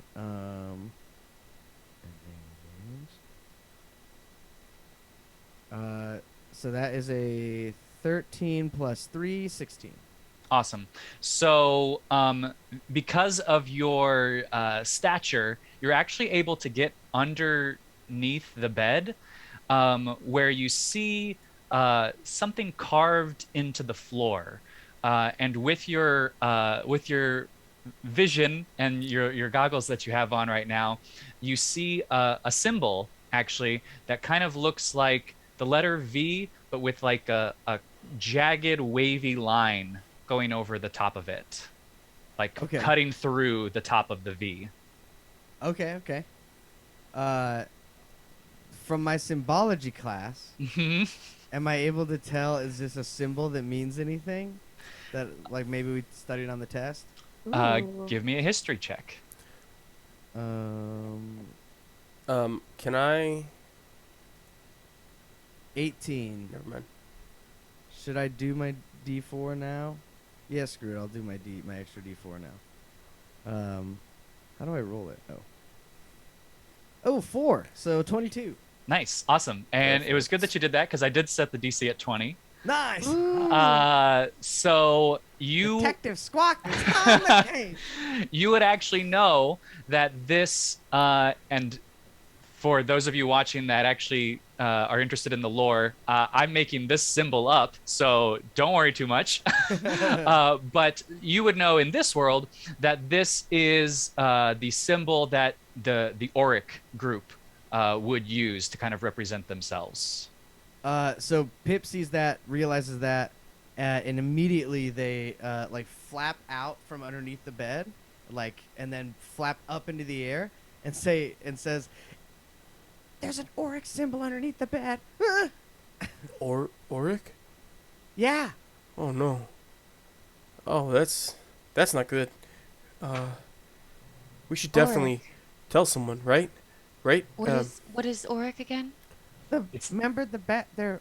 Oh wait. Oh yeah. Whoops, I forgot.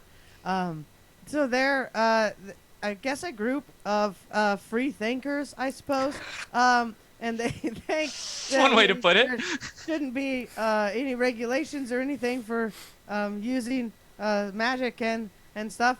And so then yeah, it should. Yeah, no. but they also do bad stuff with the magic. Oh, so that's then horrible. Like, Yeah. what's that stuff, though? Well, it depends on who you talk to, but I'm sure they don't think it's bad, and that's the bad part. But we need magical regulations. We need rules in place to protect people, to protect institutions. Yeah, well, I guess from an intellectual standpoint, to give them the benefit of the doubt, I assume that they assume that the people making the laws have not the best interest of all the people in mind when they make the laws. So I get that part of it, but then they do bad stuff. Horatio has crawled under the bed and with his journal and has copied the symbol into his journal, just so he has it. Nice. And they've been trying to recruit people from here on campus. But Rampart would never join such a group. I don't think that he would. Well, Should we tell somebody? Was How there? well did you know Rampart?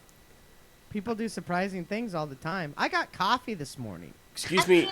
Also, isn't he like a Loxodon? Like, those guys are like big. So like, how did he just vanish? Excuse me. Well, he might detective. have fallen out the broken window. Is there a body? You don't didn't see a look body at the there. bottom. You don't see a body outside the window on the ground. I did. What is it, Horatio? Detective? Yeah. Detective Pip. Yes. Did you? Yes, thank you. Did you see any signs of struggle? Lots. Oh, really? There's a lot. Look around. And he like pushes. he points at like the broken window and like the Whoa. like it was obvious signs of a struggle when I came through the window. is what he Yes. said? Yeah. So whatever that means, it's just like look The at all of it. bookcase. So he was taken. Or he ran away. Maybe he got And scared. he If he's a struggled. big fella. He just struggled against himself, or Have you ever tripped no? while you're trying to leave, and then it kind of gets more and more of a trip as you try to leave more because you keep tripping? I'm very light on my feet, honestly. Oh. I send Toby down underneath the window to see if there's like footprints or something that shows where he went. Yes. You can do that. What stats is Toby using? Let's see. Because I don't we- have it on my D&D Beyond, but Yeah. I pulled up on Roll20. We can just do a straight investigation roll. Okay, yeah. So that is he has an 11 Oh, great. for intelligence, whatever. Sorry, I'm not. I keep forgetting how to use. 11 is good. Okay, I've never had a familiar. I don't know what I'm supposed to click. So yes, Toby goes, yes, I shall go, and zips out the window, kind of looks around a little bit. You hear like a scribbling sounds as he's like taking notes on his little notepad, as he zips back up, and he goes, yes, okay, so what I found is that there were a manner of foot and handprints kind of making their way up the side of the building here. And it looked like it stopped at the broken window. And then that's what I found. We should tell a professor. We should tell somebody. Um, uh, uh, Probably one Lorehold professor, right, Ophelia? Yes. Boo. And I want to summon my familiar. And she's going to boo into existence and whisper to Boo to go find the dean of the college, or of the College of Lorehold, to alert them that something has happened in the dormitories. And Excellent. All right, is this yes, Augusta Augusta, Tullis. the Dean of Order? Hmm. So each of the colleges has two deans, each one kind of representing the opposing forces that live within both of them. So within Lorehold, you have the Order and Chaos. So Augusta Tullis is the Dean of Order. So Boo goes off to find Augusta. It'll take a little bit Hmm. because Boo's got to find her first. Until they Well, get back, what should we do? What I'm gonna keep searching for the truth. And then, and Pip just kind of he's looking for like any signs that maybe Rampart was connected with the Auric outside of like this symbol and this struggle, like maybe a book or a flyer or I don't something that says Rampart is like working with them as Mhm. opposed to like was attacked by them. what Got kind of it. what kind of hand and footprints were they? Like Uh, okay, they were humanoid. humanoid. Okay. Yes. So we just need to find someone with hands and feet. That narrows it uh, down. And help. Is there any sort of like security system? I mean, I know that it's D We and have D, but are there any like magical things that are Like watching? CCTV, Yeah, yeah, like there, DDTV. there's yeah. no D&D recording TV. devices, but there would be like a protective, um, Like an alarm spell or something. not an alarm, but like a protective spell Like that, a ward. yeah, that kind of keeps outside magic from working. Can I roll to see if that ward has been broken? Yes, go ahead and roll Arcana Would it be on the building or on the entire campus? on the entire campus. Ah, okay. I rolled a 14. Excellent. So you would be able to tell that there has recently been a disturbance in that ward. Okay, so Ophelia sort of just like closes her eyes, and then like the air around her hums with a whitish light. And then when she opens her eyes, she says, "There's been a disturbance in the weave of the protective magic encircling our college." Whoa. That's so. As if one giant elephant let out a mighty horn and then went silent. Uh, Andy, a quick question: is the glass broken inward or outward? You see shards of glass on the dorm room floor. Okay, so like somebody broke in through the glass as opposed to like busted out. Yeah, that's how you want to interpret it. Oh dang. Okay, so that's I- how Pip's gonna interpret it because he can't. Yeah. So yeah, I think that's it, and then Pip's just gonna wait, like make sure that he's like looking official for when the teacher comes in. So he's Mhm. gonna like kind of make sure his sweater vest is lined up and he's got his goggles on right. I think Prim is like bouncing back and forth between her current look and I think just sort of a generic sort of guy, just like brown hair, small, very unnoticing. Like she can't decide whether or not they want to be like noticed or not by this teacher. Like, should I disguise myself? No. Well, Awesome. I don't think they've had a good interaction with this teacher ever. Mm. Excellent. And so as that's happening, maybe you're even like between Between the shifts. changing. But Boo does return, and Augusta Tullis, Dean of Order, does come in. She is a human and professor of spirit studies. So you would know all of that. And she comes in and she goes, "What has happened here? Hello, Professor. My name is Detective Squawk. I need you to be quiet right now unless you're telling me what happened here." I was about to.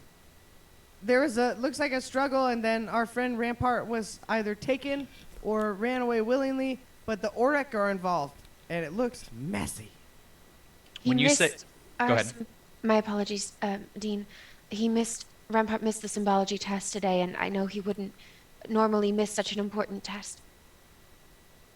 I was notified of such a thing. And the weave was broken, or something. Yes, I performed a magic spell to sense. I sensed Speak clearly. There's been a disturbance in the protective ward on our college. Yeah, and there's some weird footprints and handprints going up and down the wall, so something shady's happening. Yeah, and a symbol. We took the symbology test. I passed. But there is an Orek symbol under the bed I found. At this, she's kind of stone-faced, taking all of this information in. She goes, "I must consult with the spirits. Oh. For now, They're gonna be spooky. Okay, you're not gonna do it. I'm not going to do it in front of you, no. Okay, good. That's scary. Very shy. That happens. But I must ask you students to, 1, be on guard, and 2, please go about your day as if everything is fine. But it's not. We can't have mass chaos, fear roaming around this campus, okay? You've told me which was the right thing to do, and now I will take further action. But for now, I need you to protect yourselves and not spread any panic. But Dean, I was not asking for questions. Horatio has been quiet this whole time. Can he get a sense of her? Just her vibe? Is she panicking? Is she expecting something like this? Roll insight. Yeah.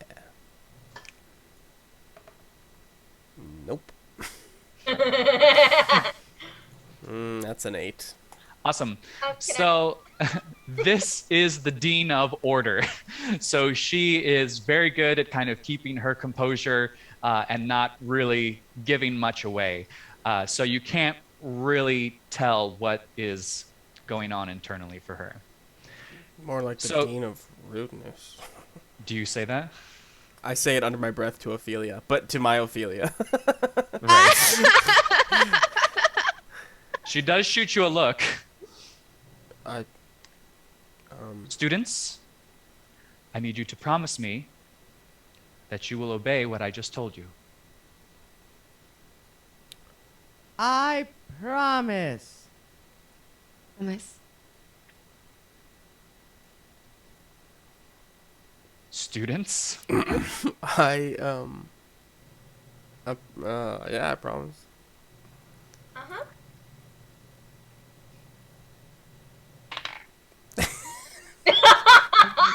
Can we roll deception? You're all fine. Okay. She does give everyone kind of a once-over still, but then she exits the room to, you imagine, consult her spirits. Okay. Can I, you know how I just flew into this window? Yes. If I were to fly out of it, would I be able to, like, kind of get behind her and follow her and see, like, where she goes? Can I try to be a sneaky boy You about would, it? if you were to fly out of the window, you wouldn't be able to see her because she would be in the hallway. Oh, okay. Okay. Cool. But could I send Toby after her if he's invisible because I can communicate with him within 100 feet? Like I can see through his eyes. Oh, yeah, you could do that. Imps! So I'm gonna do that. She's just like, mm-hmm. And like Toby's like behind her back. Like, hmm Excellent. her, get the deets. Oh no, my fingers are crossed. That sucks. So are we waiting here to kind of see what Toby sees, or are we gonna do something else? I think Horatio will just after she leaves. Okay, well, I need. I just need to go. Let off some.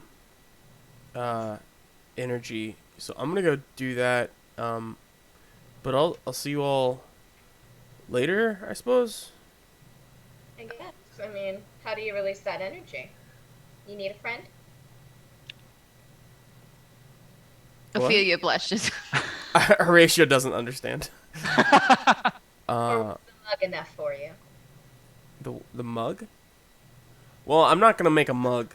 I was inspired earlier, and I think I just need to go figure out what exactly. It's a long. You're welcome to come. You've all inspired me, and so there's. I think. I don't know what I'm saying anymore. I'm I have gonna a question. go. Yeah. The For me? footprints, just I don't Oh. know, maybe the footprints under the window, did they just stop? Let's find out. I walk to the window. Didn't Toby go down and look at them? Yeah. The dean, Okay. the dean Yeah. told us that we weren't to interfere with this anymore and that we should just go about our day. Yeah, but my fingers are crossed, and so that means I can't. not Ophelia, investigate. there's a case in front of me right now that might be the biggest case of my career. I can't just walk away from that. But you promised, and honesty is one of the most important things. Is it? Because here's a quandary. If I were to say the truth about this, then what happens if Rampart's in trouble? And if we hold to our promise that we would just go on like nothing's happening, Rampart could get hurt because of us. Yeah, think about it this way, Billy. If I know. more people go missing, wouldn't that just cause more chaos? So shouldn't we stop the chaos before it gets worse? And isn't internal chaos worse than external chaos? Because I'll be internally chaotic all day if I know that something bad's happening, but I'm supposed to pretend like it's not. Horatio turns to Ophelia. I mean, technically, she said just to go about our day, and if we could just go about our day, and maybe there'll be clues there on the way. But Out the window. we were just going about our day though. I If we happen to suppose. hold on to something important to the case, well then that's just a boon. Yeah. And aren't you supposed to be learning about chaos? She laughs a little bit. You all make very good points. And that's, to be honest, when she was telling us that, all I could think about is how my parents would tell me the most important thing to do would be to stop evildoers and to protect other people. Whoa. And even though I know that I should be following her orders, you all make very good points. And so perhaps we could just go about our day as normal, and perhaps a normal day for us today would be to look for more clues. Don't think of them as rules, think of them as guidelines, suggested guidelines. Oh, Your parents sound cool. they're Yeah. very professional, very successful people. Yeah, they sound like real fun at a party. Well, You guys see Pip flies up to where the broken window is, and he takes this little rope. It's like too small for you all to use, but it's definitely the Pip size rope. And he tosses it down. How high in the air is this window? You're probably about 4 stories up. Oh dang. Okay. So he tosses that down, and you see him take out this little crossbow. It's like very small. It's like a tiny hand crossbow. Cute. For a little 2.5 foot tall owl, and he goes, "All right, onward to adventure!" And then he jumps out the window, but then he like flaps, and you realize he's having trouble because he's never held the crossbow and flown at the same time. Oh. So he just like kind of weirdly like as he like You- gets to the ground. Is he? He's got wings and arms, right? He does, yeah. So he's Okay. holding Oh. the crossbow and like trying. Oh to my God. He's differently weighted now. Yeah. Yeah. It's off balance. My God, that's amazing.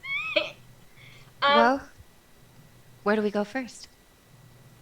How far away is the dean going? Because I have to stay within 100 feet, so I'll have to follow after Toby. At least from a distance. Yes. So, do you feel a connection? Like, would you be able to sense this connection to Toby? Yes. Let's see, I can. So I'm reading it. Yes, it is telepathy. I can see through his eyes. I can't, like, feel what he's feeling, but, telepathically, he can tell me what he sees. Like, I can see through his eyes, but, like, I won't feel anything. Excellent. All right. So, what's I that? didn't explain that well. No, I get it. I get it. So you, I guess, reach out to him in your mind, and it feels like there is a wall or a block that is now keeping you from connecting to him telepathically. Oh, that's not good. Okay, so, either Toby is just staring at a wall, or I hit some sort of, like, telepathic roadblock here. He might be dead. I don't know. Is there, like, oh, Feely's gone. Is there, like, a place that, like, would, like, hamper that sort of thing here on campus? Like a place where no fun happens? No fun. Go ahead and roll, Prim. Go ahead and roll Arcana. Or actually, everyone can roll Arcana. Well, Pip, did you jump out the window? I did, yeah. I think Pip's on the ground already. Yeah, so you're not there Yeah. anymore. Damn, that's an 11 for me. I'm rolling Arcana. Yeah. And then Ophelia, if you want to roll Arcana as well. It's a dirty 20 for me. Okay, great. Ah, And then Ophelia. All right. Okay, so we're rolling Arcana. Yes. I got a 15. Awesome. So, yes, Ophelia and Horatio, you would both know that, especially the deans of all of the different colleges, but especially Augusta, who is like the dean of order, and especially someone who has access to spirits the way that she does, would be able to detect an invisible creature following her and be able to trap it in some way. Your idea is a good one, but unfortunately, Dean Augusta she is a very advanced magician, and she will know if Toby is following her. so she has my familiar? Oh, Maybe. That could be true. Oh. Prim, can't you just poof Toby away and then resummon him? I'm pretty sure that's how that works. Yeah, but it takes a while to summon him back, and it's just a lot of effort, and...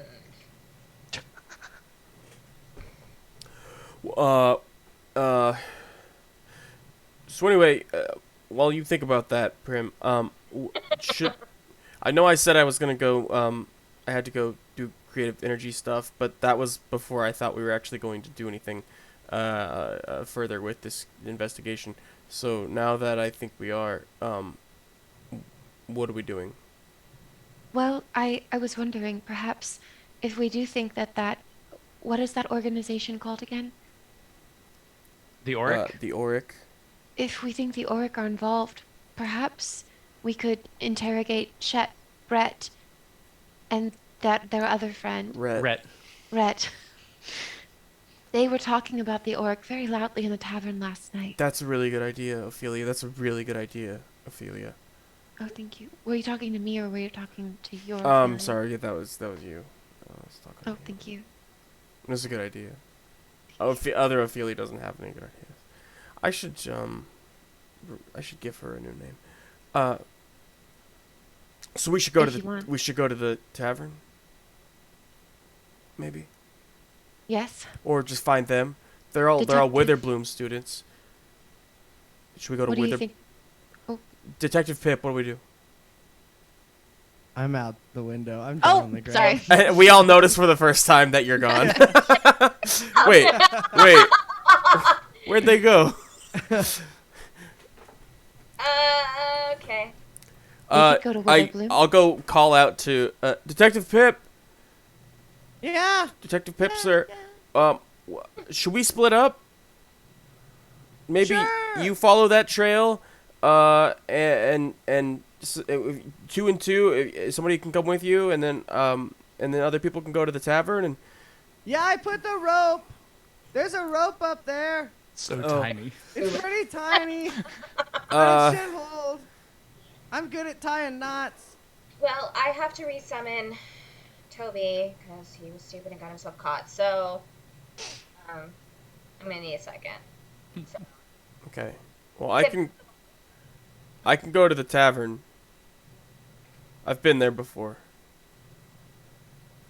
I can go to the tavern as well. I'm sorry, what'd you say? They're Awesome. going to the tavern together. It's gonna be awesome. Are you gonna search with me or are you going to the tavern too? I can, I'll you come know. with you. Just give me a second. Okay, that's fine. I gotta find my familiar. Okay. Awesome. Like So finding your phone, except Yeah. Guys, find my familiar. That's great. So what we'll do right now is, as we are splitting up and we're hot on the trail of whatever is happening here, we're going to take a little intermission, a little break ski, and when we come back, we'll say that Ophelia and Horatio, you will already be at the tavern when we come back, and Prim, you will have summoned Toby, and you'll be able to kind of ask Toby what's going on, and maybe you're already down there on the ground floor with Pip as well. So we'll take a little break and we'll be back in how many, Justin? What do we think? 7? This many? 7. 8? Oh no. Oh no. I don't know. We'll say, I don't know, between 5 and 10 minutes. Between 5 and 10 minutes officially. 5 and 10. All right. We'll be right back.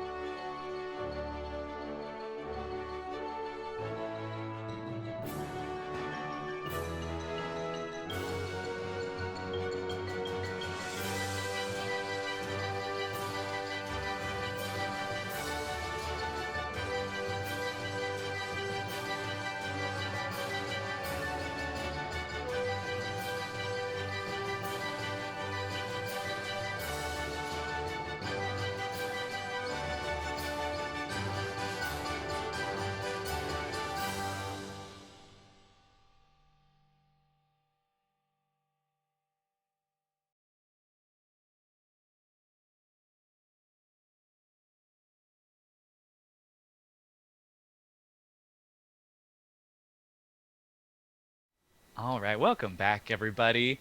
Hope you had a nice little study break there. And we'll get right back into the action. So, when we last left our heroes, Ophelia and Horatio were heading off to the tavern to investigate, try and follow a lead, maybe talk to. You were looking for Chet, Brett, and Rhett. Is that what you were doing? Maybe ask them some questions.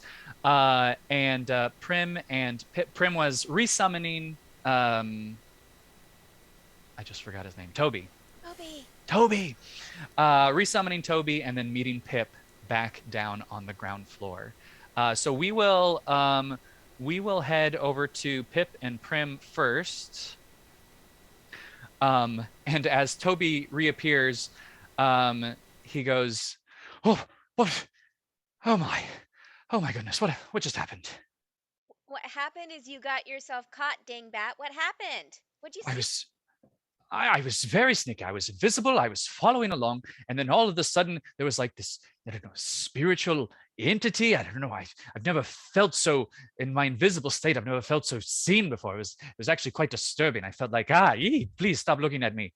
And then I felt like these walls. This I couldn't resist it. It was like trapping me in space. I could see, however, Augusta, and she went into a room and she shut a door. So that is what I was able to discover for you.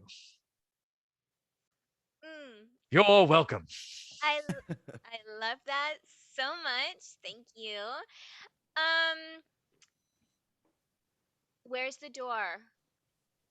It is in, so there is like a main, there is a main part to the Lorehold College that is called Colima Hall, and that's where the dean's office is. So she was just going into her office. Oh, okay. All right. Well, so the dean went to our office. That's the extent of what we know, Pip. And Okay. presence, a weird scene presence. Toby was seen and not in the good way. Yeah, that makes sense. Um, are these the footprints and stuff on the ground? Do they lead in a certain direction? Yes. So you are able to tell that they are from Lorehold heading south. I say, you and I follow these footprints as far as we can, and see where they go, and that might give us a clue as to who did this. Yeah, okay, I got nothing better to do. All right. And then, Pip. Apparently, that's where the two are going. So Excellent, excellent. So Pip, Prim, and Toby, you are following the footprints. You're heading south, leaving Lorehold now, kind of around the edges of the central campus. You see kind of the stadium off to your left, where they play a game called Mage Tower. We're not going to worry about that in this session, I'm afraid. But that is a thing that happens. And as you continue to head south, you see the Prismari section of campus start to appear before you. And you see the footprints as they kind of lead into the Prismari campus. Quick refresh, and I know all about it. But what is like the Prismari area of campus for the people watching at home? Of course, yeah. Yeah, Just yeah. a little refresher. So this is again the kind of Because I do visual. want to share. I did Google it real fast, and it said, "Did you mean PetSmart?" So yes, you see along the wall like various aquariums, kind of a glass box of ferrets as well, and then various squeaky toys and kibble. So that's kind of what Prismari's got going on. Oh, cool. Yeah, so I did mean that. Cool. so much. No, so what Prismari is the visual and performing arts kind of section of the school, and its campus is it's basically a mixture of a lot of different elements. So you see a lot of jagged rocks and spires, and it also, you feel like it's almost volcanic in a way. There's a lot of geothermal activity taking place on the Prismari campus. Okay. So this is a vibe. Vibe. It looks like this case just heated up. And and Pip pushes on and goes, I guess, continues to follow the footprints. Excellent.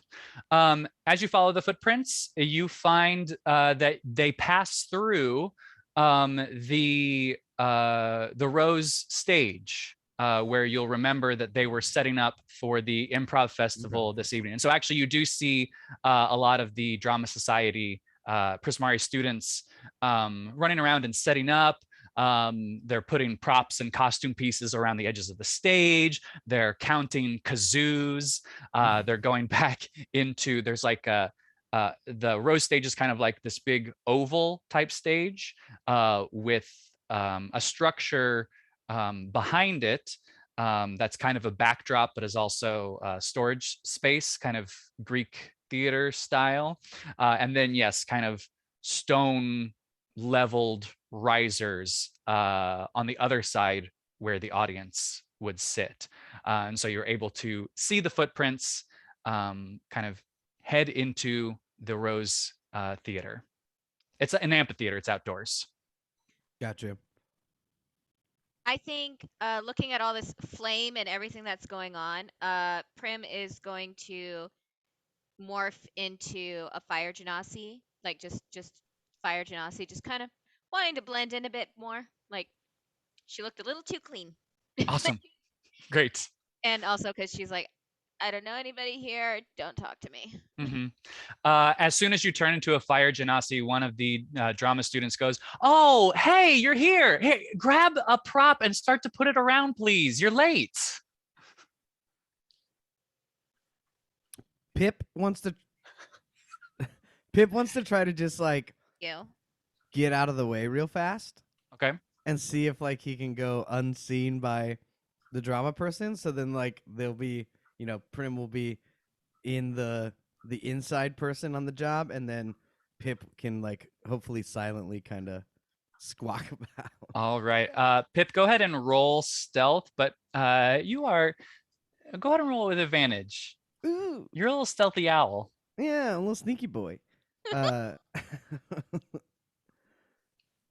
So if I do stealth, oh, I didn't do that with advantage. But first roll is a 15, second roll is a 12, so 15. Awesome. So with a 15, where are you? You are unseen. Where do you think you're hiding? I'm trying to get to that back part of the stage, like where the Mhm. storage and stuff would be. I think that's where Pip probably assumes if somebody was trying to like hide somebody or there was a secret passageway, it'd probably be somewhere like that. Awesome. So you go back there and you notice, great. So yes, you go back there. We'll cut back to you in a second. For now, Prim, you've just been told to like start sorting some costumes around the edge of the theater by this random Prismari student. How do you react? Prim is like just kind of stares for a minute, like Yes, you. I forget your name, but you're the fire genasi, right? I've seen you around. Help out. oh yeah. In hindsight, Pim realizes that every image of person that they imitate is because it's somebody that they've seen, and they're like, oh yeah, this was a person on campus. I didn't. And it's like, yeah, no, I can do, yeah. Props, costumes. Where are they? I've got this. Are you joking? Yeah. It's a genasi thing. It's fine. I'm good. Hilarious. Save it for the stage, Okay. I'm in the show. I would hope so. I mean, we need to fill it out. Okay. Unless you know where Nora is. I think I saw Nora up. I already forgot where I took my test. At the test, the symbol. It would have been on the central campus. Central Campus, and she was talking to some like a guy, a bunny guy, Harrington, uh, and she was like, they were talking about cups or something. It was very personal and deep. I think there's something there, but I don't know. Listen, I just I hope Is that like like, was she supposed to be here? yes, she's supposed to be helping setting up. Uh, Listen, I don't have time for this interaction. Can you just please put some costumes around the edges here? yeah, no, totally can do that. Totally can do that. This Uh, is going to be the best improv festival ever. oh, it's improv. I love it. Okay. Um, okay. Um, where are the costumes? In the back, in the storage. Got it. Storage. Got it. I'm on it. Don't worry. Jerry have it. I've got this. Jerry has this. Thanks. Is that something new you're trying, Jerry? Yeah, it's a character. I'm trying for. Oh. Yeah, it's a thing. Oh. Jerry, the guy who's got this. I like that. Got I this. like that. Oh my God, that's really cool. Can I steal that? Is that okay? I mean, Not the character, the technique, the method. I like that. Yeah, no, absolutely. You like it, really? Yeah. Just kind of living in that for a while, never breaking character, doing things your character would do in your everyday life, no Yes. matter how negatively it affects those around you, mentally or physically. They should call that something. Quintilius's method. I'm Quintilius, by the way. Oh, yeah. You know, okay, yeah, no, yeah, you take it, you run with it. That's totally cool. I mean, I did start it, but your name is a lot more catchier than Jerry. So, I thought that. I did think that. mhm. Excellent. Keep up the excellent work, Jerry. And as Quintilius walks away, you can kind of see that he changes his posture a little bit, and he's definitely trying to like act like a different character as he walks away. Oh my God, these people are crazy. Okay. And Prim's gonna walk around, gonna just like pick up costumes, just kind of throw them on the floor because they don't really know what exactly this is. And so they're taking the literal term of take costumes out and line them around the stage. Um, and gonna try and see if I can hear anything. Nora might be missing, so I want to see if maybe other people are talking about it. Excellent. We'll cut to Pip here. Pip, if you were facing it, it would be on the right side. So stage left, house right, storage area, and you see various crates kind of in there. Yeah, that's what you see. Do I see any like continuations of the footprints we were following, going a specific direction, or The footprints seem to have muddled up with the other? Yes, yeah. Okay. You don't really have a clear image of the tracks anymore. Okay, so I want to look for just anything that might get me back on the scent of things going on with Rampart or the person that was the other set of footsteps, or anything that might look like, oh, that door was left open because somebody looks like they were in a hurry, or something like that. Excellent. Go ahead and roll a perception check. 11. All right. So you don't. Let's see. Here's what you find. You actually do find a bottle. It looks very similar to the bottle that you already have, but there does seem to be some sort of residue in this one. Can I? Ooh, I want to. Smell it. I want to say. I want to try to figure out what it is. Okay. So you smell it, and it has a kind of a we could call it like a musty smell, kind of a moldy, musty smell to it. Okay. But also kind of vegetal. if that makes Oh, sense. yeah, yeah. Kind of an herbal musk. Okay. Does that like does that make me would that make me think of a specific like school or class or um How like botany or how well do you think Pip knows the campus?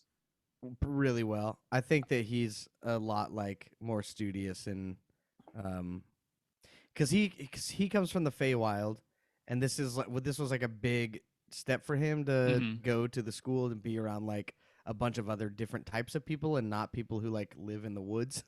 uh and so I think he like kind of overthought everything and wanted to know all the information about just like where things are and like if he's go because he doesn't want to like he's got that like small town kid thing of like I don't want to be in the wrong place at the wrong time, Hmm. situation.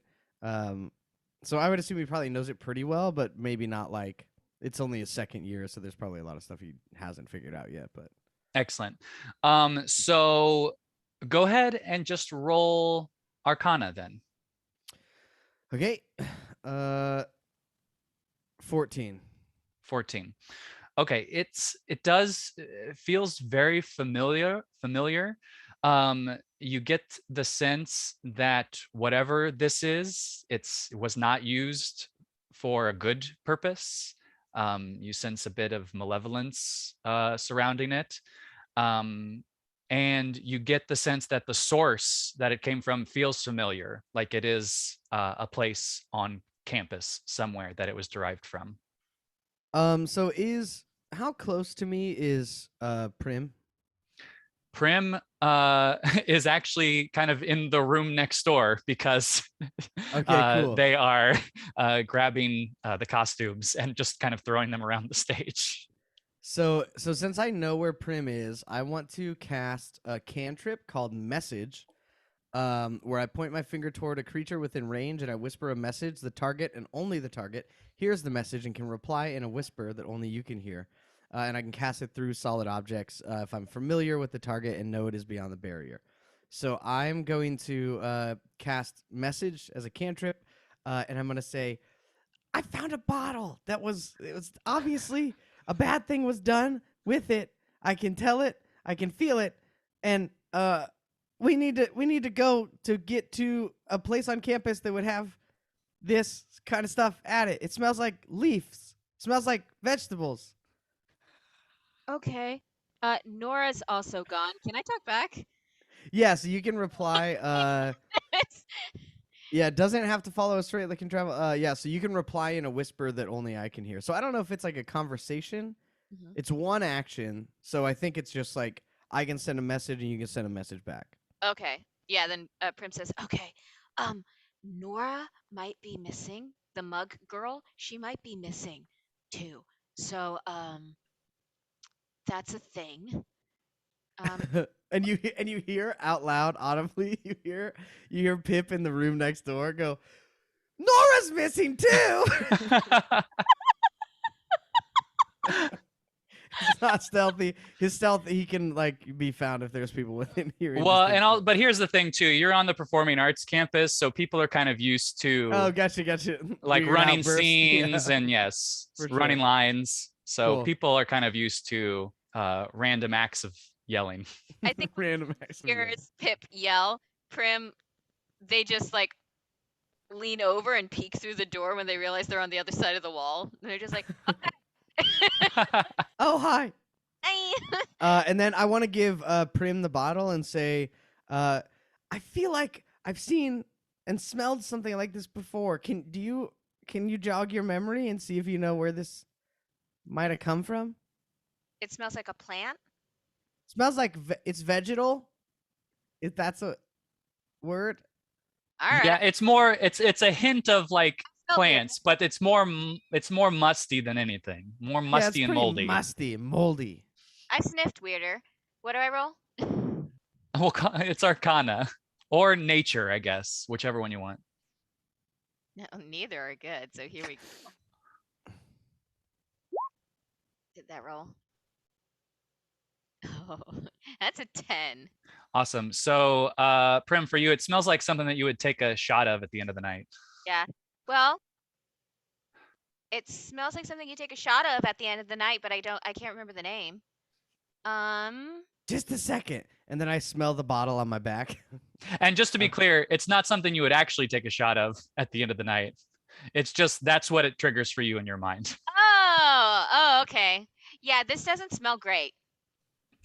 Yeah. I kind of want to throw up now. Oh, I'm sorry.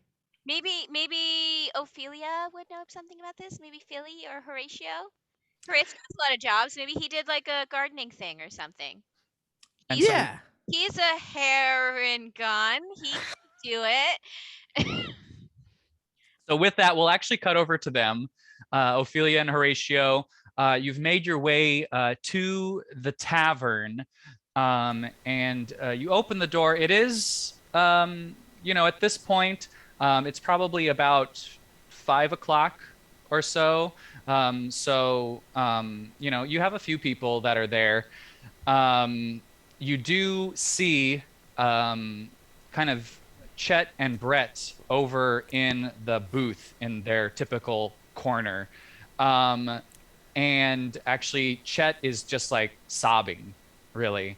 And Brett is like, "It's okay, man. It's okay. It's okay. It's okay. It's okay." And that's what you see. Perhaps we should go and speak with them. Yeah, that's smart. Um, are you good at talking to people? I don't know if you know this about me. What a team up. I don't usually talk to many people if I don't have to. Oh, I did not know that about you. But I mean, I can if you don't want to. Well, I don't generally talk to many people either, but I can take the lead on this one. I spent my summer at a young leadership's camp that my parents sent me to where I learned how That's to so be a cool. more. It was informative. Your parents seriously sound like the coolest. They're like They're. crime fighters and they like send you to cool stuff and that's cool. Do your parents not send you to camp? Well, no, I mean, they no. Oh, But that's okay though. I don't. Yeah, we should go. I'm sorry. sorry. I just start walking forward, like to get away from the conversation. And then I realize I'm in front of Chet and Brett, and I'm like, oh, And so they see you kind of march up to them, and they're like, "The hell do you want?" that's a great question. Hi, afternoon, fellas. Can't you see we're upset? Like, what the hell's the matter with you? Yeah, no, I can see that. Ophelia? We can both clearly see that you are upset. What has happened? Shit, man. Rhett's missing. Red is missing. Rhett's missing too? Yeah. What do you mean two? What do I mean too? Um, well, the more important question is, when was the last time you saw him, and what happened? Well, we all had class this morning over in Witherbloom, and then like I don't know. We're like, oh, let's all go hang out at the tavern. We have the rest of the day off, and so we were all heading over here. We all went back to our rooms, and then we were supposed to meet back here, and then we went to his room. No one's answering the door. Like I don't know. Is he mad at us? Did you open the door? No, it was locked, man. That's an invasion of privacy. So he may not be missing. He just may be like asleep with the door locked. But perhaps it would be good of us if we went to check it out and just make sure. That's a good idea. Well, you're gonna just break into his room? I know that you. No. What kind of sickos are you? Well, Um, I don't have a response for that. I. did Rhett say anything? I'm Um, Brett. This is Chet, and Rhett is missing. Did Rhett say anything about give you any indication that he might be doing anything odd or feeling sick or involved in any sort of unscrupulous after-school activities. No, no, we spend all our time together. That's What do you actually know quite about beautiful. the Auric? You scared of the Auric? I'm not scared of the Auric. I'm just curious about the Auric. That's all. And Brett kind of just like gives Chet a nudge, and Chet goes, I don't know. It's just like, they tell you to watch out and be careful. It's just like a fun thing that we like to taunt each other with. It's not like anything's actually going to happen. We got like freaking powerful, mages all over this place. Like, what's an orc going to do? I'm gonna open my journal, flip to the symbol of the Auric, and just shove it in their face and say, "Have you ever seen this symbol before?" No, what is that? Like one of your stupid doodles? Yep. And then I put it away. So you're useless. You're basically useless. Could you Excuse show me? us where Rhett's room is? You come to us while we're like grieving over here and you just like belittle us like that? Listen, there are more important things right now, okay? Um, We have stuff to do, and I'm tired of this. You guys just are belittling everybody else, but you're not even helpful, and you didn't even check to see if your friend was okay before you start crying about them. It doesn't even make sense to me. Hey, we checked. We checked. We're just not gonna like break into his room, okay? Perhaps we should, is there anything of Rhett's that you have on your person? Any item of Rhett's that we might be able to borrow? And they kind of look down a little sheepish. And then they say, oh, well, Chet says, like we all like exchange these friendship bracelets. And so like I gave one to Brett and Brett gave one to Rhett and Rhett gave one to me, Chet. So I guess he would have had this. Okay, that's good. That's good. Thank you. We're gonna go check and see if Rhett is home now, and if he is, then everything will be fine. And if he isn't, then we will go look for him. Just to make sure everything's okay. You should stay here and keep your eye out in case he comes back here looking for you. You make sure he's okay, okay? I can see that you care about your friends a lot, and they must also care about you. So we will make sure that Rhett is okay. Promise.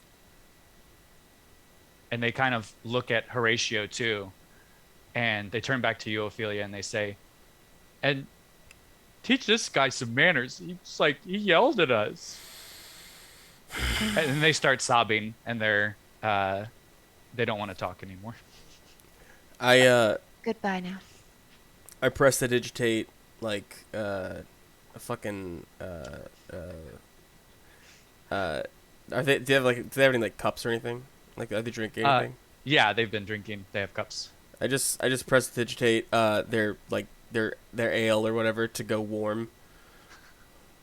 All right, so they're crying, and so they go to take a sip of their beer, and then they go, they spit it out, and they go, "Ah, it's warm, man. The stage just keeps getting worse and worse."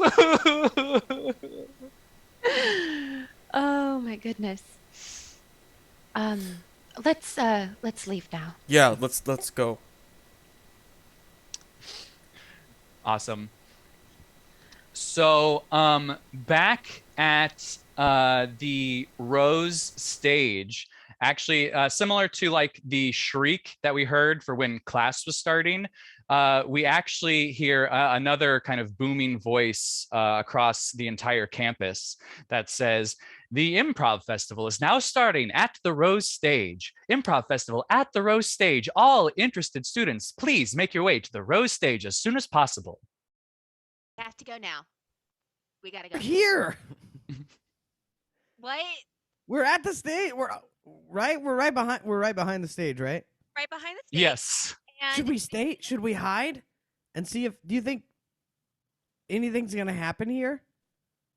just improv? We should go. And so Quintilius sees you, Prim, and goes, Jerry, oh, I hope you will be performing tonight. I want to see this method in action. Jerry has to help me potty. And then Pip like starts pulling on on Prim's arm to like, You heard? remember you were gonna take me to the bathrooms. Yeah, gotta help him out. He's Lost. Will you hurry back, please? We're starting very soon. Yeah, of course. I mean, like, in theory, if this potty thing took a long time, you guys would be fine, though, right? Is it an emergency? And he looks at you, Pip. Yes. It's a Well- big potty emergency. I mean, I guess it's an improv show, so we can figure it out. But And it. I was hoping that we as a Prismari could all come together and, show the rest of the schools what we're made of. Hey, will you smell this bottle? And I hold the bottle out. And tell me where you've smelt this smell before. Sure. So he smells it. Oh, yeah, great. Rolled a 19. So he gets a whiff of it. He doesn't actually take it. Do you like fly it up in his face? Yeah, I like fly it up and like, can you smell this? Yeah. Yeah. He's, oh my gosh. Did you already potty? What is this? No, it's just it's a bottle I found and it smells really familiar. And I think it's I need to take it back to where it came from. Oh my. And Back here. Yeah, but I can't remember where it was at. Well, I mean, did you get that from like Witherbloom or something? Thing they do, like they fart in a bottle. No, they don't fart in a bottle. They just have that whole like swamp bayou area over there. Oh yeah, you're Sedgemoor? right. Oh, Wait, what was it again? Sedgemoor? Sedgemoor, yeah, of course. more, yeah. Yeah, Sedgemoor, say less. Let's go. I gotta go potty and then we'll do this thing. Just get back here, please. Okay.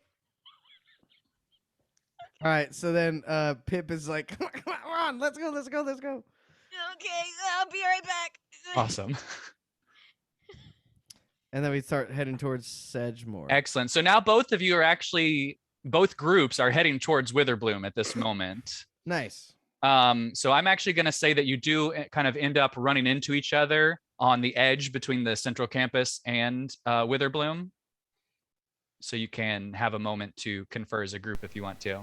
Anyway, I'm sorry about that back there, Ophelia. I sometimes have like bottled up like emotion, and I try to like suppress it, I guess, just to like, because I well, I don't know why, honestly. I just think I have to sometimes, because otherwise I can't find like I don't know. I think guys. the emotion. Hey, Pip, hi. Talking about over Hi, here. Prim. Having a serious conversation. No, we weren't. We found a bottle. We learned that Rhett has gone missing as well. Oh God, that's way bigger than a bottle. Why didn't you say your thing first? Yeah, back in Prismari, they said it. Where is it? Yeah, Prismari. They said that. You went to Prismari? Yeah. And they almost made me do improv. It was the worst day of my life.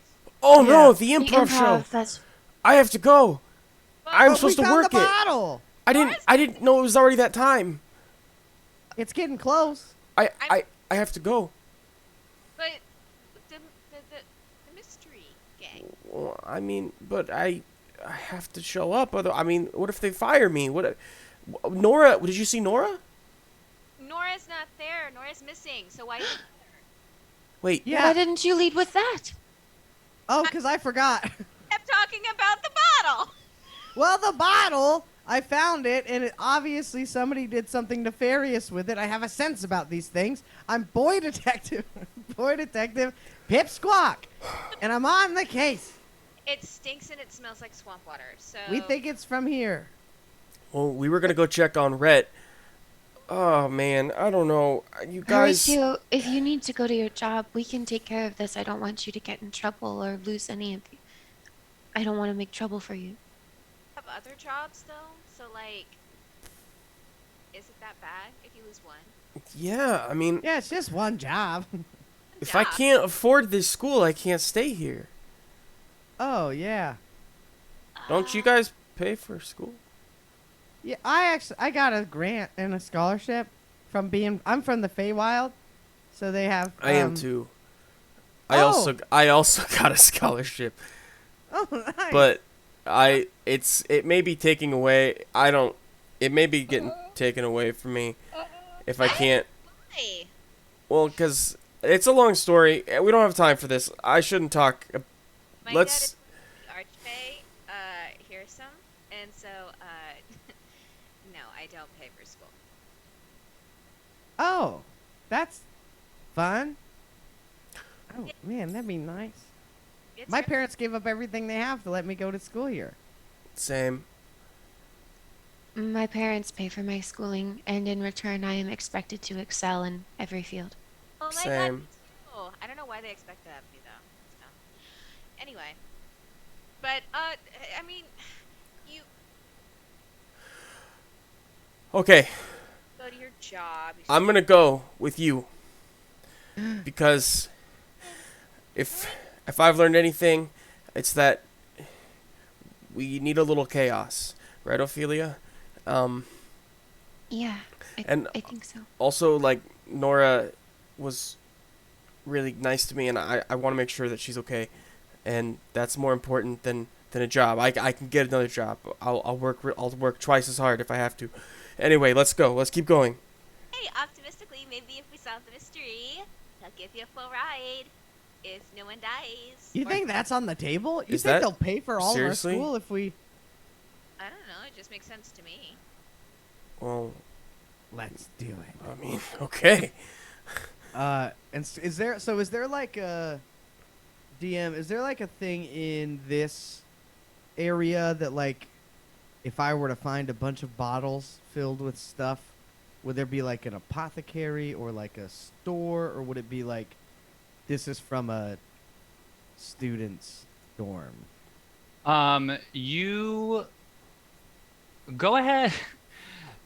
How about this? Go ahead and roll me a perception check. You're talking about the bottle 16. specifically?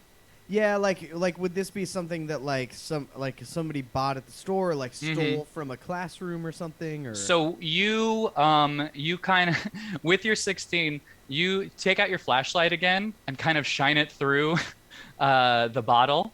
And you notice there's actually some etching on the bottom of it that you hadn't seen before. Oh. You didn't look at the bottom.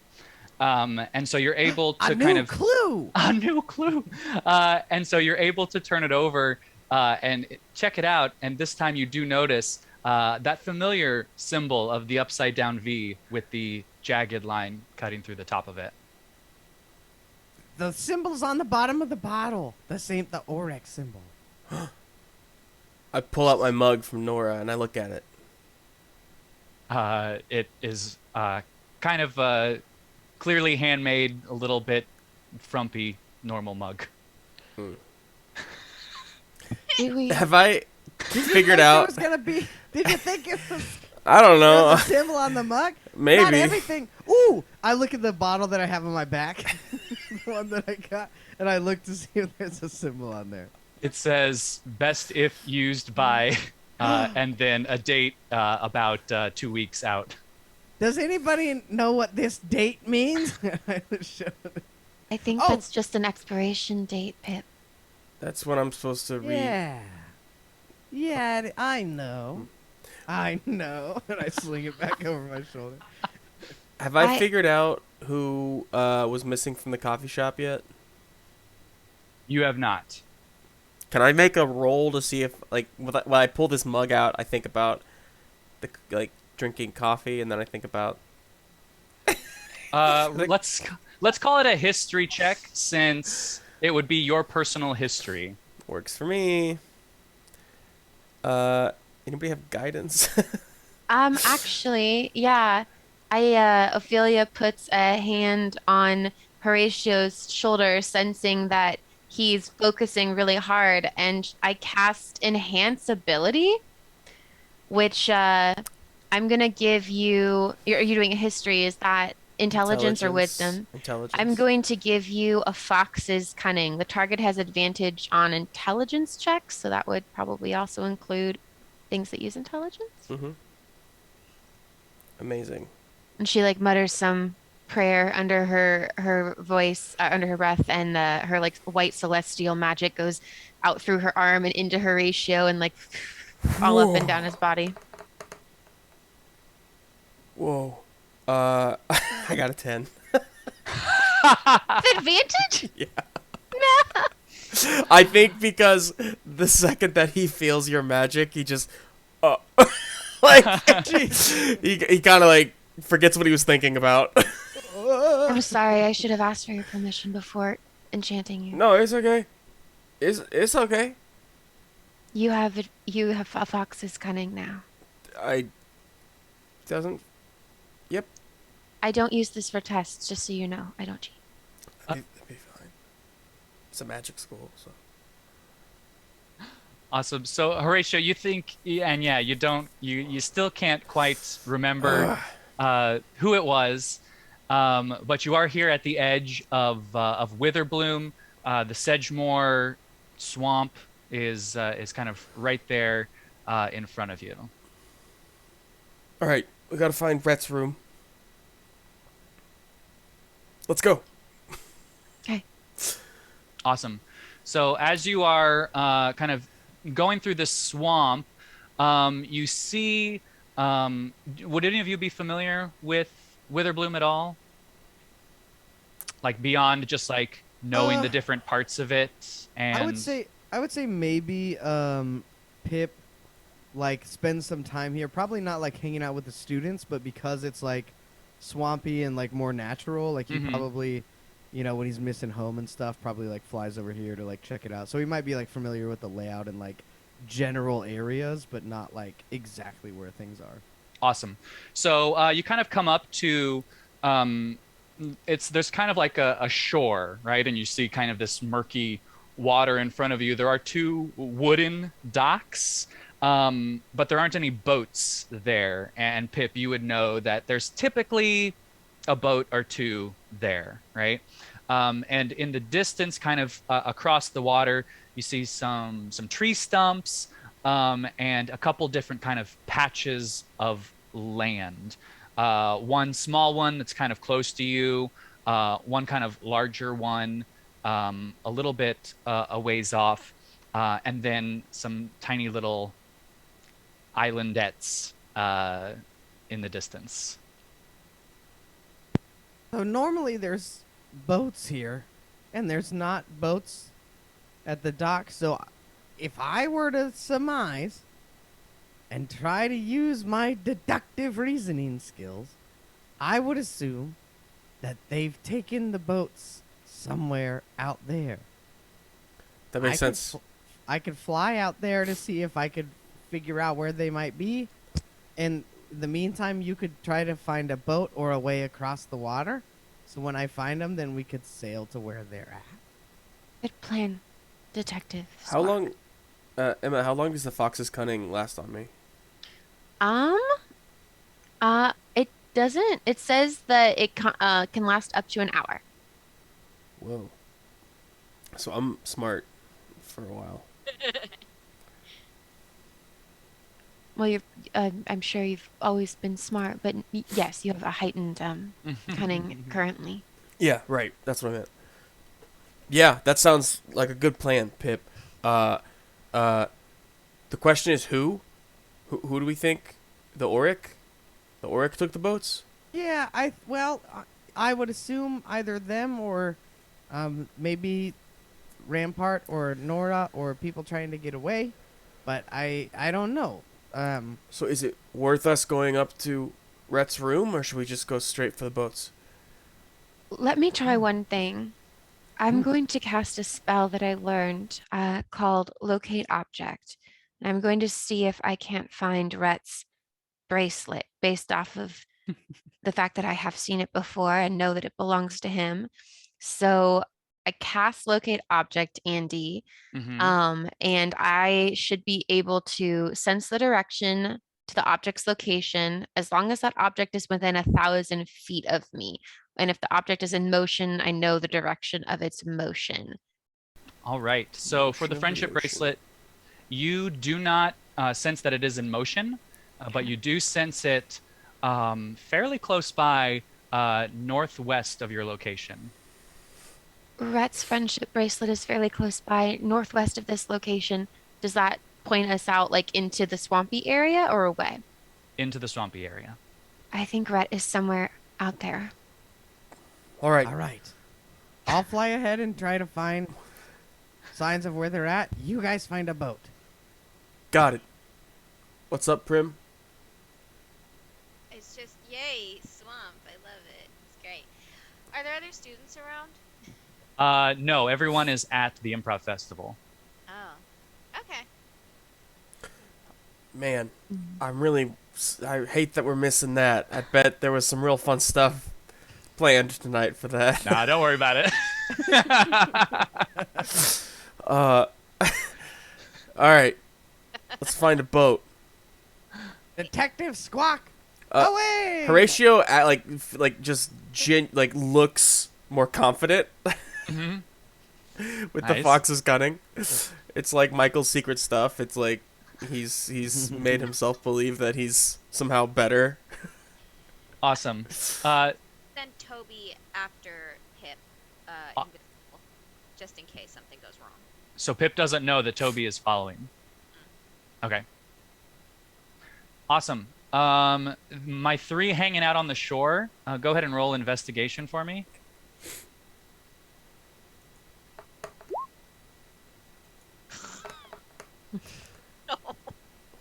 Six.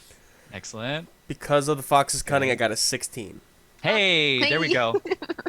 God.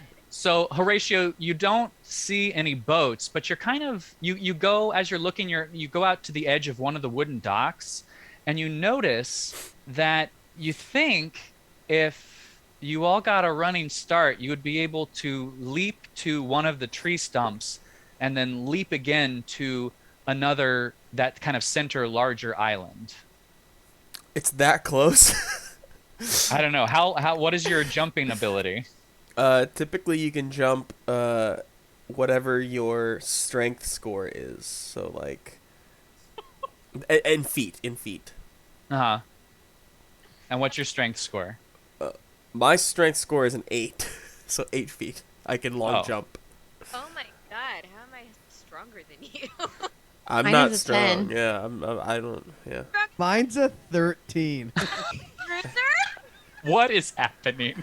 I did rolls. It rolled it like it did it like with a bot or whatever, and I got like 13, 17, 11, 17, 14, 11. I rolled good. God, brains, beauty, and brawn. I'm Yeah. the package. Okay. Never mind the thing about jumping. I mean, Here's what you do discover, though. we can magically jump or something. You do. You fly? Well, yes, I can fly, but that wouldn't do much for Horatio or for Prim. Here's what you do discover while you're looking around. You notice kind of the distance between the dock and the stump and the next island, and then between the three of you, you are able to like gather up some like there's tree stumps kind of all over the place of someone who must have been cutting down trees here. So there are some fairly large logs kind of hanging out on your side of the shore. So if you're strong enough, Okay. you can. I think our best bet is to grab one of these logs and use it to like row ourselves over to that island over there.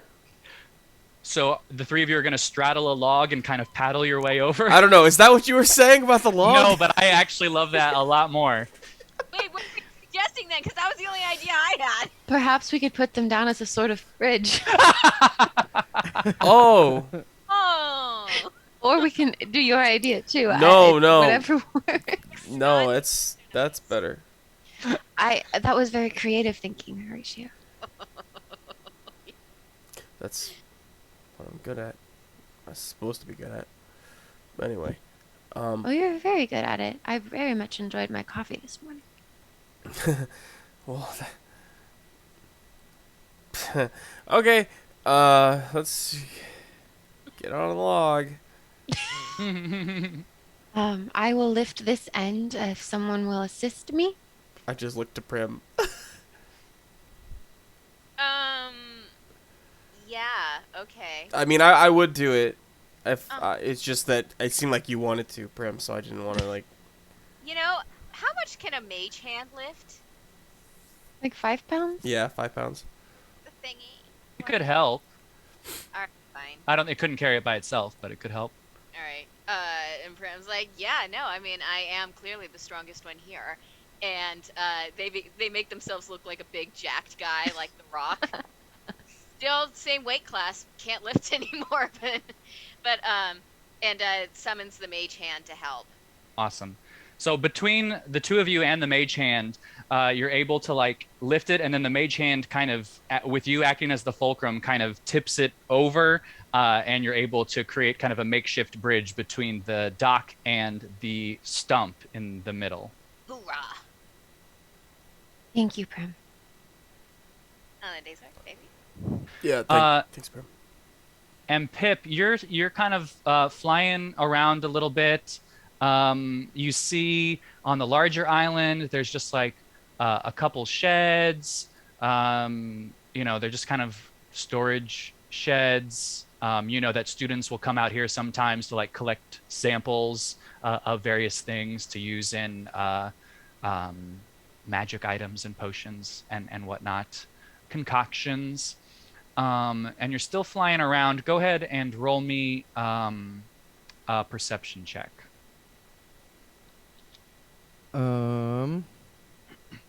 23, 19 plus 4.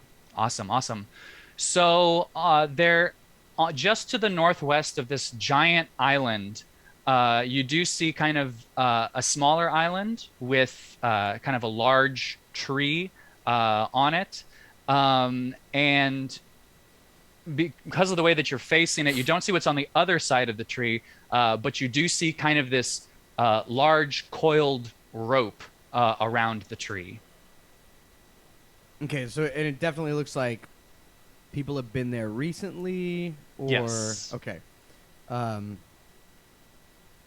I want to. I look. Am I high enough in the air to be able to see like my friends and this thing? Or If I you were guess- to, turn your head, you could. Okay, so I see them kind of like making their way this way. Mm-hmm. So I want to sneakily try to Mhm. go in for a little bit of a closer look. I don't want to like land on that other, like where the rope is coiled or whatever, but I want to try to get over there and be able to see like how many footprints are on the ground, or like do I see people or blood, or like should I tell them to hold, like should I go back and try to get my friends to not come charging in or whatever, like seeing if there's any danger. Awesome. Excellent. Very good. So wait, where are you in relationship to the tree? I guess I want to get as close as I can to it, as close as Okay. I can to like where the rope is coiled and stuff. Got it. Okay. Okay. Excellent. So you start to get close to the tree, and as you get closer, you are getting closer to the ground to kind of check out this rope, and almost instantaneously, you feel this large presence above you that drops down with a thud, lands right next to you, and you turn to your right, and you see what you would recognize as a mage hunter. And so a mage hunter is this kind of spider-legged creature, and you would know that this is in a creature that the orc would use to basically pursue magic wielders. It has the ability to detect magic users via the glowing purple spines on their backs, and it does not look very happy to see you. Roll Oh for man, I'm just seeing initiation. it right now. I'm just seeing it right now. Oh my gosh. Jeez. Roll for Um, initiation. I like it. Oh my god, I rolled a Initiation. 5. All right. Well, the Mage Hunter got a natty 1. Oh hell So, yeah! yeah. I got a So 2 plus 3. somehow So you still get the jump, even though this thing is leaping out of the tree down to your side. So it is basically right next to you. It's in it's within 5 feet. So you can take the first action here. ooh, okay. Oh boy. Oh my gosh, first combat of the night. Um what does my character do? This is the first time that Pip has done anything other than detect. Uh I'm going to I'll say that I'm going to do Ray of Sickness. I'm going to cast Ray of Sickness. Sickening greenish energy lashes out toward a creature within range. Make a ranged spell attack against the target. So let me do that. Oh boy, that's going to be an 8. An 8 to hit. Yes, 8 It to does. hit. It does not hit. Alrighty. Then I don't know if I have any bonus actions. 2-weapon fight. Ooh, I can do healing word, but I don't need that yet. Okay, so I do that, and then I'm going to. Did I take the quickness feat? I don't remember if I did. The mobile one. Yeah, I don't remember if I took it because that would be a good time to use it right now. It's I certainly. did. I did. Oh, I did take it. Hell yeah, I did take it. It's right there on my sheet. So I'm going to try that. It doesn't work. So then Pip flaps away. And so because you have that feat, the Mage Hunter doesn't get an opportunity attack. Yes. Yeah, whether I hit or not for the rest of the turn. So I'm going to back away. My movement is 40 feet. So I'm going to fly 40 feet away from it. Awesome. Great. And my friends who And I are- want to like make a squawk too. Mhm. Like I want to like, whoo, whoo, like to try to let them know that like. well, and here's what I'll say too. Toby is seeing all of this. And Prim, you're definitely within 100 feet of Toby at the moment. So you feel like this telepathic communication being sent to you so that you can see through Toby's eyes. And now you see this Mage Hunter kind of ready to attack your friend Pip. There's a big nasty spider thing. It's a mage hunter. Mage hunter. There's a mage hunter that way. Can What? Toby attack? Yeah, Toby can attack. You'll have to give me the stats for that because I don't know. I don't have it. Yeah. Here I can. Oh, well, that's on a different computer. So for Sting, the thing is he's still invisible right now. So, like, Oh. Well, and here's what I'll say too. Can Toby roll an initiation? Or can actually. Yeah, can Toby roll an. Not initiation. Initiative. yeah. What do I roll for that? What is it? Dexterity? It's Dex. Dex. Okay, because his is 17 plus 3, but I can't click on anything and make anything roll with it because it's not a feature on D&D Beyond yet. All right, I'm gonna just go and say that that itself is higher than the Mage Hunters, and the Mage rolled a natty 1. So I'm gonna say that that Toby can take an action here before the Mage Hunter gets a turn. Okay. Yeah. Okay. I guess yeah. He'll sting. So that's a melee weapon attack plus 5 to hit. So I don't know what that is to roll though, guys. What? The sting? Yeah. I don't know. See if that hits. Are you looking at the stat block?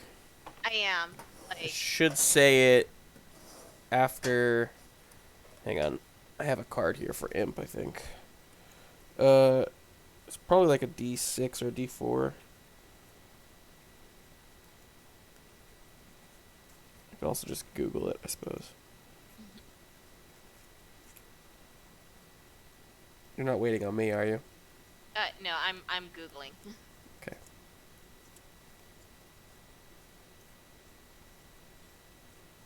Doesn't say. So, It says Here. what happens if I hit. wait. Wouldn't it just be a D20 plus 5? What are you asking? I'm asking how do I roll to see if I hit? Oh yeah, it's a D20, just like regular. Yeah. Okay. Yeah. Plus, and there should be a plus, like a bonus. I'm sorry, I thought you were asking what die it was to do damage. Oh no. And that's a 6 plus 5, so 11. Does not hit. So is Toby still invisible? Yeah. So Toby kind of comes in to try and you're using a sting. Yeah. So to try and sting, but at the same time, the mage hunter is kind of rearing back to start to climb up the tree, and it's just a matter of circumstance. The mage hunter didn't see Toby coming, but rears back at just the same time Toby is coming in for the sting. Mage hunter will now use its turn to climb up the tree. Actually, it's going to use its bonus action first to shift form. It was in sentry mode, and so now it's turning into hunter mode.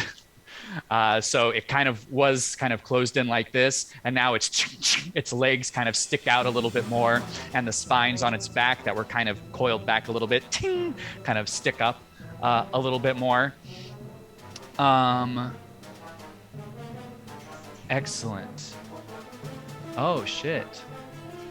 Oh, no. Sorry, I'm just now reading that in sentry form, the mage should have been able to track invisible creatures. Oh, man. But it's too late for that. Too late for that. So the mage hunter starts to climb up the tree.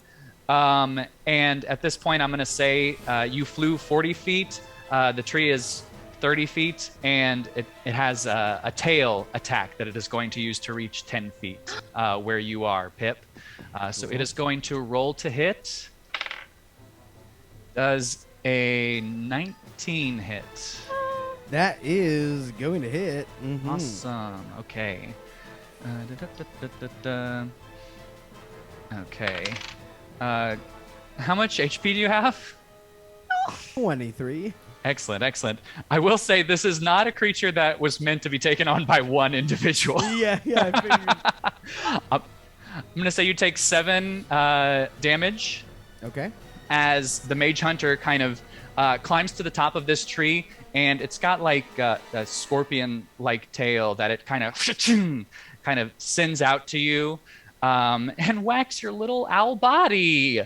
And you are grappled now. Unfortunately, you're kind of wrapped up in this tail, Okay. and you are restrained. Cool. So I think at this point, yeah. What is Prim doing now? And they're seeing all of this.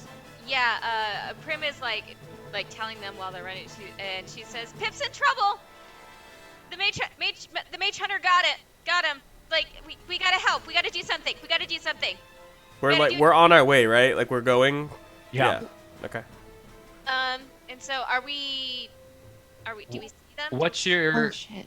You saw the tree that Pip saw earlier. You couldn't tell from where you were that there was that rope kind of around it. But now that a giant mage hunter has fallen out of large. Now that this large mage hunter has jumped out of the tree, you can clearly see where the action is happening. Okay. How far away would you say they are from us? What's everyone's speed? 30 feet. Question 30. 30 currently. Yes. Awesome. So it is like let me take a look actually.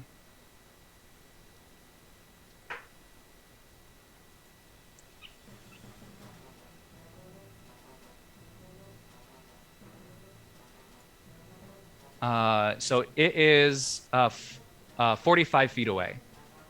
Okay. Do we need to roll initiative? I have a long distance spell. Yeah, Okay. Can I use it? go for it. All right. I'm gonna Or let's all the 3 of you can roll initiative too. Okay. I'm supposed to add. 4. I got a 4. 4 from Ophelia. Got. Dex. plus the 1. So I got a 17. Awesome. So, what did you get, Prim? 7. Okay. So, Horatio, you can go here, and then Prim, and then Ophelia. Okay. And then I'll kind of put the Mage Hunter at the end there, because again, it rolled an natty 1. So it's about 45 feet away, you said? Yes. Okay, I will, seeing it, Horatio, grabs, his, paintbrush, and just like swirls it in front of him, and then swirls it the opposite direction, kind of making like an X in like a spherical shape, and then like kind of, spins his paintbrush and just thacks the X, and it turns into this like a glowing orb, with it's like shooting off little bits of electricity, and then I will push that orb, and I will shoot it at the Mage Hunter. This is a ranged spell attack. This is chromatic orb, by the way. So a ranged spell attack. Okay, so I have a +5 to attack.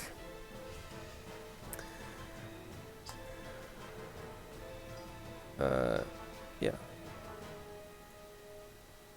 So, roll. Ah, damn, that's a crappy roll. It's a 12. It's a hit. Does Man, we not were rolling so hit. bad. Does Yeah. your does your fox thing help at all with this? No, that's only for intelligence checks. All right. Yep, it's gonna miss. Yes. It will miss. I will. So, Let's say I'll also throw this in since we haven't really had a chance to use our student die as often as we'd like. I know, Ryan, you used yours, right? No. Wait. yeah. Yes. To On see the- what yeah. that symbol meant. Yeah. I'll see say what the because symbol this is an auric related incident that you can use your student die. Why not? Yes. Come on. 1. So a 13. All right. You still do not hit, unfortunately. Yeah. Horatio is extremely disappointed. That electric ball of energy just kind of fades into as after it misses. And then I will boy oh boy.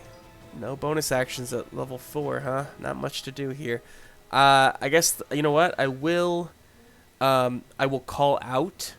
I will just say, Pip, oh, don't worry, we're here. You're not alone. And I am just gonna give Pip a bardic inspiration. Hey, nice. Nice. Very cool. Is that a D4? That is a D6, D6. Cool. Hey. and depending on how you use it, you get. I'm sorry. So, just so you know, when I give that to you, there's a little spark that floats around your head. Nice. It's a mote of potential. Ah. Yes, it's a special thing that I get as a College of Creation bard. Oh, that's cool. So depending on what you do with it, you get a little extra perk. Awesome. Do you want to use any movement at all? I mean, can I move? You know used an what? action. No, I can move action and bonus action. Yeah. But I just meant, like, on this log, dash. can I hop off the log and try to like like on the tree stumps that you were talking about? I have this feature called Rabbit Hop. And as a bonus action, I can jump a number of feet equal to 5 times my proficiency bonus without provoking opportunity attacks. So 5 times my proficiency bonus, that'd be 10 feet. and that's just to jump. Mhm. Yeah. I don't know. I guess it's not that cool. I just thought it was a rabbit hop. I could do something with it. Yeah, no, that's great. So you're able to leap from the tree stump onto the larger island. And so there's still just a little bit of like another 10 feet of water now between you and the other island where kind of the battle is taking place. And is it like deep water? Or could It's I not, get I mean, past how it? tall are you? Not tall. I'm like I think 4 foot. Okay, Aw. if you were to go through it, it would probably be just like your ears that would be sticking out of the water like a little submarine periscope. All right. I'll keep my distance for now, but I'll stay close. Yeah. Awesome. That's it for me. So you are now Justin 35 feet away from the Mage Hunter, Okay. or from the island, I guess. And Prim. Okay. Prim is still running behind Horatio. And she is going to, while she's running, she's using her hands to kind of form like this energy while, okay, so, sorry, I'm trying to think. She's going to run towards them, and she's like locked eyes with the mage hunter. And as she's speaking next, the words are like falling out of her mouth into like words, like silvery words, and her voice is kind of echoing. And she says, "I banish you once, I banish you twice. Your very existence creates in me strife. Your time has no worth. Get out of my life!" I'm gonna cast Eldritch Blast. Hey, that's awesome, Awesome. Rebecca. I love that. Oh no, it was bad. Yeah. It's an Yeah. 8. That's how it goes. Oh my god. The Thanks, 8 guys. does not hit. We're just in school. We're still learning. Still learning. These God. cute level 4s. Wait. Did I hit the right thing? Nope. That was worse. That was a 1. Oh no. Right button this time though, but it's a 1.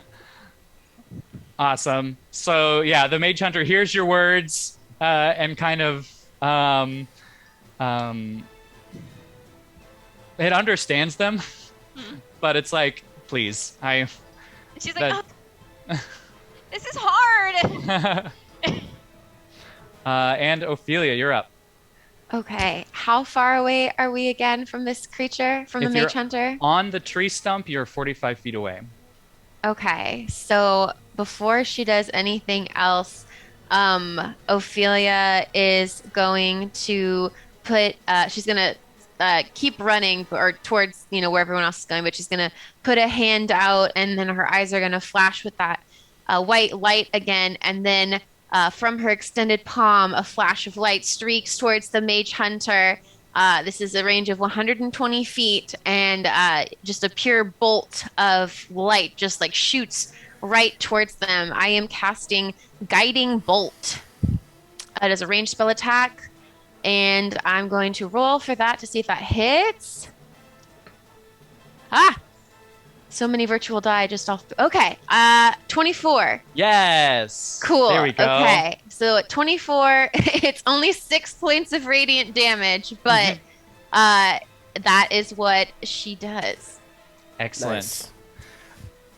So Oh, hitting, and on the next Yeah. attack made against this target before the end of my next turn, people have advantage. The next person to attack it. until your turn comes back around again, everyone has advantage on attack rolls. Is it? It might. No, let me just see. the It next just- one. The next one. But the if very next nobody one. does it before the end of her next turn, then it goes away. because it's like surrounded in a dim light and it's glittering. Awesome. Great. So yeah, it gets hit by this blast and it kind of goes, "Rah!" lets out that screech and kind of like rears back on its spider legs a little bit, and it seems to be a little shaken for a second. Pip, you are up. You are currently restrained, but you can free yourself if you want to Yeah. try and do that. You You are the strongest among us. Yep, I'm gonna try to break that grapple. That's just a strength check, right? Mm-hmm. Is it a saving throw or just a regular check? It's a saving throw, I guess. This is for what? For To to break a escape grapple? restrained. Yeah, strength save, I think. Mm-hmm. Okay. That is gonna be an 18. That will do it. How do you get out of this tail restraint? I'm gonna say that I do.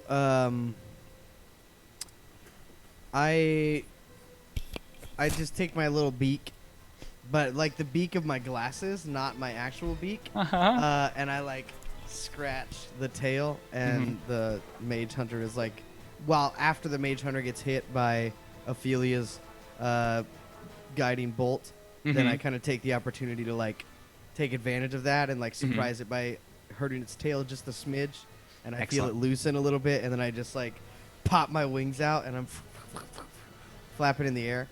And as a bonus action, I'm gonna cast Healing Word that I can use as a bonus action to heal a creature of my choice. So I assume I can do that to me, right? You are a creature of your choice. Cool. It's a D4 plus 3. This is gonna be 7, so I'm gonna get 7 points, all 7 points back, and I'm back Hey. to my Nice. max hit points. Cool. So dang, I only got 1 spell slot left, and that is going to be my turn. Excellent. It is Toby's turn. Okay, Toby is going to try and sting again. Excellent. I lost his sheet. There it is. So, just roll the die. Just roll the die. I just want 1 die, thank you. Oh, for fuck's sake, that's a 7. That does not hit, unfortunately. Aye. All right. It is now the Mage Hunter's turn. And now the Mage Hunter is aware of all of you being there. And oh, where did it go?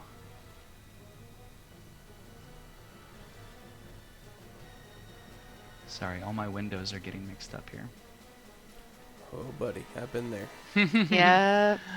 All right. So the Mage Hunter is Pipsqueak's gotten away. Really, the only thing the Mage Hunter can do at this range is to come down. So it's going to climb back down to the ground, and it's going to fly the 10 feet from its island onto the larger island. It can hover. Yes. Oh. So it kind of goes across the water and lands on the larger island. Does that mean it's closer to us or further away? It is closer to you now. Okay. I'm on the larger island. Are you guys too? I think so. I was following behind. I was following you, Horatio. Yeah. It still is not really in range of anyone, so it Okay. can't really do anything. How far away are we from it? So Now? at this point, you all on the stump would be 35 feet away from it, and Horatio, you are 25 feet away from it. Okay. And Horatio, it's your turn. It's my turn. Okay. Horatio, seeing that it's close, he's actually going to. Yeah, I'm gonna cast. So Horatio takes the paintbrush once more, and I think taps it to his face, like to his forehead, and like summons a word, and then just taps next to him, and I will cast mirror image, which allows I'm sorry, I tap 3 times, 3 illusory duplicates of myself all form next to me, It's like I just copy-pasted myself 3 times. And so basically that's going to come into play when it tries to attack me. We'll roll to see if it attacks one of my duplicates instead. So that's one thing. And then now with this large island, is there like trees to hide behind or anything like that? All the trees have been cut down, so there are some stumps. So if you wanted to like duck, you could probably get behind one entirely. There are also 2 sheds, one that is closer to you, kind of about 10 feet to your left, and then another one across the island that's about 10 feet to the left of the Mage Hunter. All right, I will just run to kind of take cover behind one of the sheds, the one that's closest to me. And boy, I will then I'm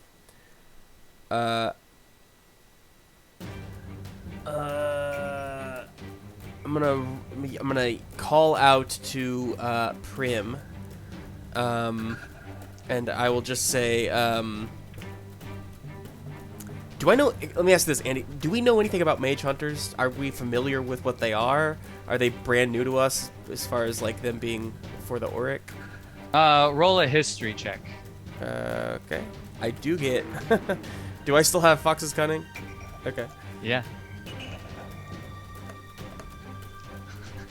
Blue Skidoo. 21. Yeah. So you would have covered Mage Hunters year 1. They really wanted y'all to know about these things. Okay. So would I know that if they have any weaknesses then with 21? Any vulnerabilities or? You know that yes, you know that a Mage Hunter actually only has melee attacks, and so it can't actually hit you as long as you're able to keep a distance from it. Okay. In that case, I will yell at Prim, and I will just say, actually, all 4 of me at the same time say, "Keep your distance," and I will give you a bardic inspiration, Prim. Thank you. And again, a little spark of creativity floats around your head, Prim. And that's it. Awesome. Yeah. Prim Prim. says, "Yeah, no problem. That was the idea." And so yeah, she's keeping her distance back, and she's going to try Eldritch Blast again. And she's gonna say, "Your vibe is no good. Your energy's bad. I challenge you now in the name of my dad." Oh, a 9. Are you rolling correctly? Wait, you have bardic inspiration though, right? Just now? Yeah. You can. I'm you just can curious, add Rebecca. What was your roll? It says 9 in parentheses, and then it says Eldritch Blast is 9, force damage 11. Okay. Just curious. It looks weird. I just suck, guys. that. You could add the bardic inspiration though, right? Can I use that? You can. What is it? Rolling a 6? Yeah. So, yeah. Is that what you're gonna do with it? Andy. I mean, you can try. Oh. With a 9 plus a 6, would that even? That's a 4. So it'd be a 13. Does not hit. Oh my god, it's hard. Here's the thing, though. Even with regardless of that, that little spark of creativity, like, shoots out. So the target and each creature of your choice that you can see within 5 feet of it. Never mind.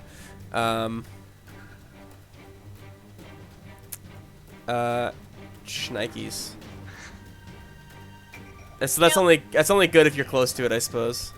It must succeed on a. You can get close to it if you want to. What's the number rolled on the bardic inspiration die? But it does say you have to do this. I'm so sorry. So actually, Becca, roll a Constitution saving throw.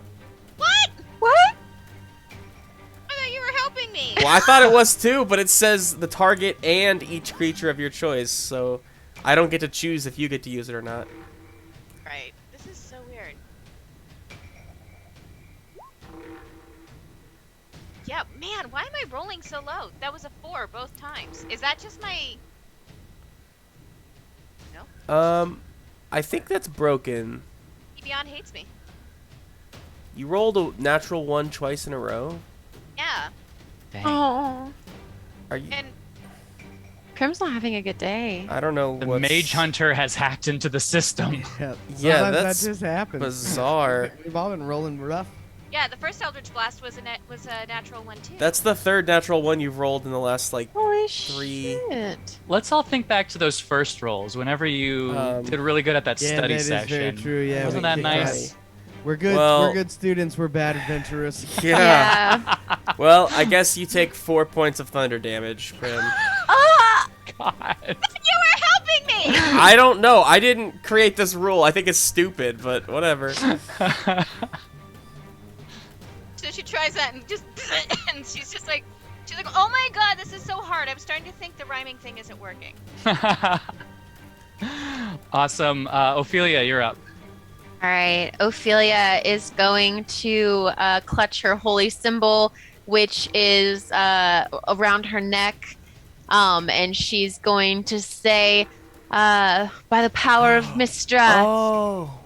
and she's gonna shoo, and like her wings get all light, and she's glowing, and her eyes burning white, and she shoots into the air, and now she's flying, and she moves 30 feet towards the creature and is going to hover above, and she's going to cast a bonus action. She's going to glance at Prim and cast Sanctuary. So Prim, you are warded until the spell ends. Any creature who targets you with an attack or a harmful spell must first make a Wisdom saving throw. On a failed save, the creature must choose a new target or lose the attack. It doesn't protect you from area effects, and it also will go away if you attack the Mage Hunter. But until then, you're protected. Also, I have to make a retcon. I was misreading it. So it says the target, but you're not the target. It's when you cast whatever attack you're doing, your target. So you take your 4 points back. It's the Mage Hunter that has to roll a Constitution saving throw. That makes a lot more sense. I know. I was like, why would it penalize the person rolling? That makes no sense. It's like, that makes 0 sense. Why would, like, that doesn't encourage helping and teamwork. Mage Hunter rolled a 22 Constitution. Okay, it doesn't. So no damage is given. We're all gonna die. Awesome.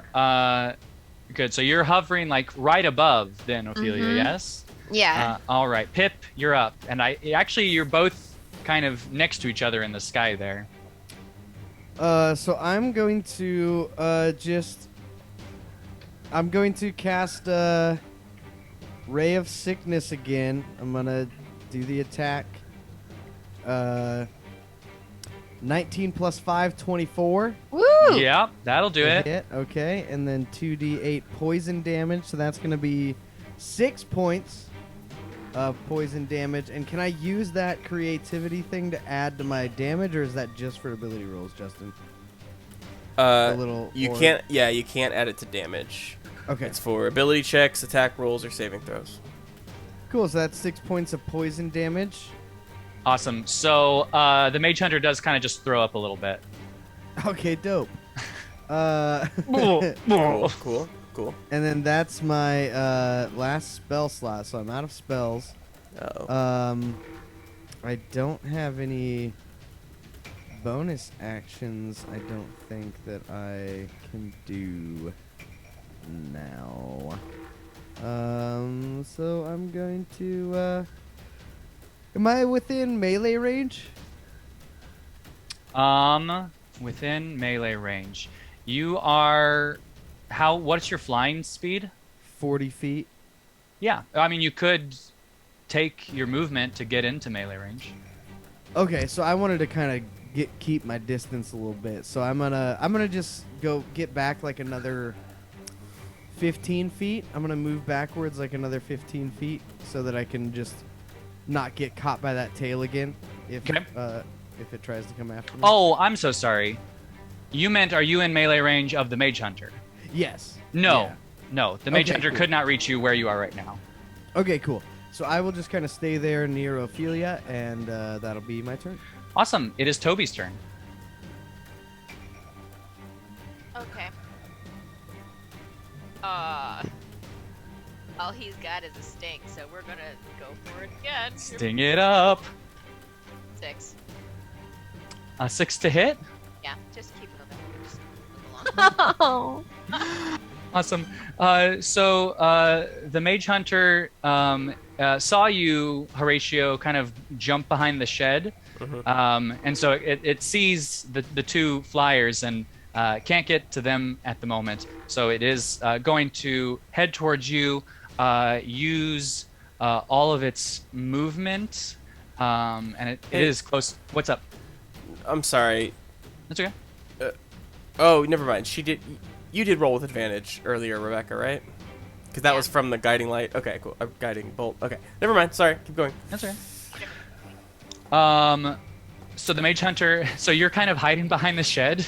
Yeah. And you see these like spidery legs kind of come across, break the threshold of the shed into your line of vision, and then it tracks its way to its side until it sees you.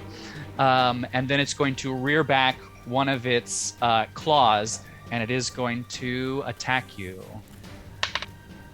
And it is 12.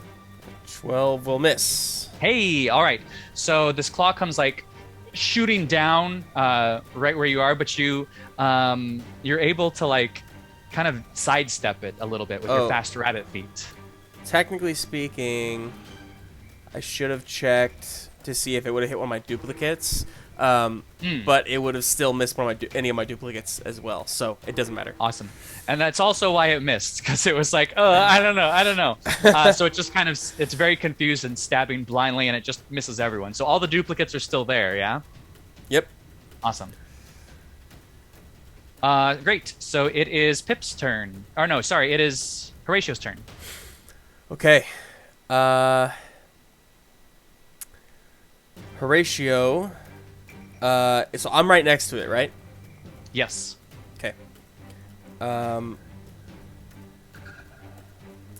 Horatio is going to cast. So yeah, Horatio whips out his brush again, and this time also takes like a fistful of like kind of powder, and then just like throws the powder in front of him, and as it's kind of glittering and falling, just like brings the brush down, and there's like a loud auditory like poof, like thoom as it smacks just like this powder, and anybody who's looking can see like the powder residue like leaves a mark in the air of like a drum, and it poof, and the powder shoots out. This is Thunder Wave. I'm casting it at level 2, and it needs to make a con save. Something. It looks really cool from the air. Totally. It rolled And a 22. That sucks. Okay. The creature takes half damage and isn't pushed away. Okay. So it's 3d8 thunder damage for a total of 12 thunder damage. I'm sorry, half that, so 6 thunder damage. Okay. And let's see. I will oh, right. Duh. I finally get to use this thing and actually make it make sense. So I will use my bonus action to jump 10 feet away without provoking opportunity attacks. Hey! So I will hop underneath one of the legs and then and like hop the other way, skitter, and basically use my next 20 feet just to kind of get a distance from it, maybe closer to wherever, like underneath where Pip and Ophelia are. Great. So yes, now Horatio, Pip is on the ground. Pip and Ophelia are kind of hovering above on one side of the island. You have the mage hunter kind of over by the shed, who is now close, probably like 15 feet away from Prim at the moment, who I think you're still standing on that stump, right? Yeah. Yeah. Okay. And Prim, it is your turn. Okay. How far away am I from it? 15 feet. Oh, I'm that close. Okay. I had no idea. Okay. So, I'll try. Prim is going to. She's gonna stand on the stump, and she's gonna standing their ground kind of pose, and I'm going to cast Dissonant Whispers. For fuck's sake. Wait, is that also a nat 1? Yeah, that's also a nat 1. On D&D Beyond, is there a way that you can set it so that you're at disadvantage or something? Because I'm like, this is impossible. I've never rolled on that before. I don't know. So technically speaking, that's not an. I mean, it's a 1 on a d6 because that's your damage. That's your damage. For Dissonant Whispers, Andy needs to make a Wisdom save. Oh, okay. So you just All right. out of your 3d6 that you get for damage, one of them was a 1, but that's actually pretty common for a d6. So Okay. All right, so I'm making a wisdom saving throw. Yeah. yeah. Awesome. It is a 15. That meets. That's just that's what you needed. That's exactly what you needed. Wait. Dang it. Oh, never mind. All right. It beats though, right? Yeah, it meets, so it beats Oh, the defender. I thought she beat. Boo. Anything else you want to do, Prim? Yeah. Prim is just she tried to do the spell, didn't work, and she's just gonna say, "Okay, well, I'm out of ideas," and she's going to draw her 2 daggers. Oh, awesome. What else? Great. Ophelia, it's your turn. All right. Ophelia is going to she is going to keep her hand on her holy symbol, and in a voice that is far more commanding than anyone has ever heard her speak, she is going to say in an echoey voice, "Halt." And I am casting command on the mage hunter. And so the mage hunter will need to make a wisdom saving throw, and they're gonna have to beat a 13. Awesome. That is an 11. Cool. So, because I said halt, the target doesn't move and it takes no actions for its next turn. Awesome. So yeah, it hears you, that kind of booming voice that I think probably surprises everybody. And the mage hunter kind of freezes at the moment and looks back to you with a bit of a tinge of fear in its little purple eye. And Pip, it's your turn. Okay, so I'm out of spell slots, so I'm going to shoot it with my little baby crossbow. Yes. 16. That hits. Nice. 7 plus 3, 10 piercing damage. Nice. go. That's what we needed. Yeah. All right. So this thing is more than bloodied. Yay!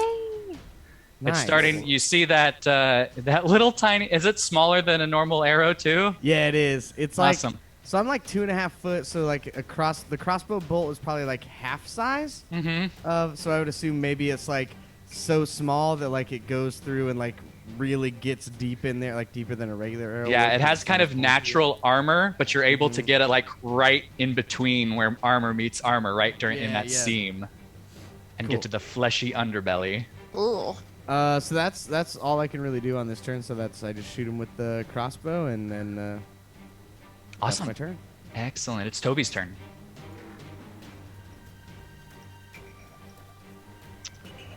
Bing. Sting. Sting. 8. Toby's trying. Toby's really trying. He's flying around, just keeps missing. I think this is maybe the first time Toby has been in combat. He's used to kind of taking notes. To be fair, I think this probably is our first actual combat that wasn't like just like a brawl in Yeah. party. Like, Non-class related. Like you might have done some like mock battles in class and whatnot. But Toby is more accustomed to intimidating baristas, not so much giant mage hunters. he can fly back to me. 'Cause Excellent. I forget. I give up. In the air. Well, I tried. Excellent. This would be the mage hunter's turn, but because of that command halt, it is still kind of like frozen and is actually kind of favoring one side a little bit where the crossbow bolt hit it. So it's kind of trying to recover itself from that and the command spell. And so it is Horatio's turn. Horatio looks around at his friends. He mutters to himself. The coffee was perfect. The coffee was perfect because I was being creative. I was being creative. The mess isn't the problem. I can be messy.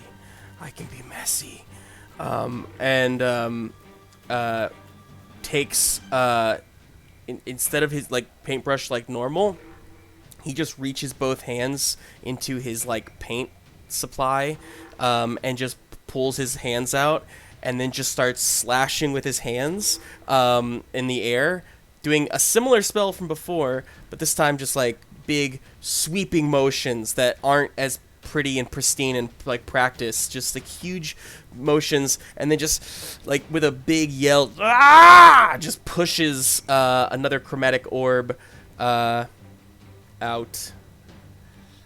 Awesome. Go ahead and roll with advantage to attack. Because Okay. of that wonderful role playing. Oh, thank you.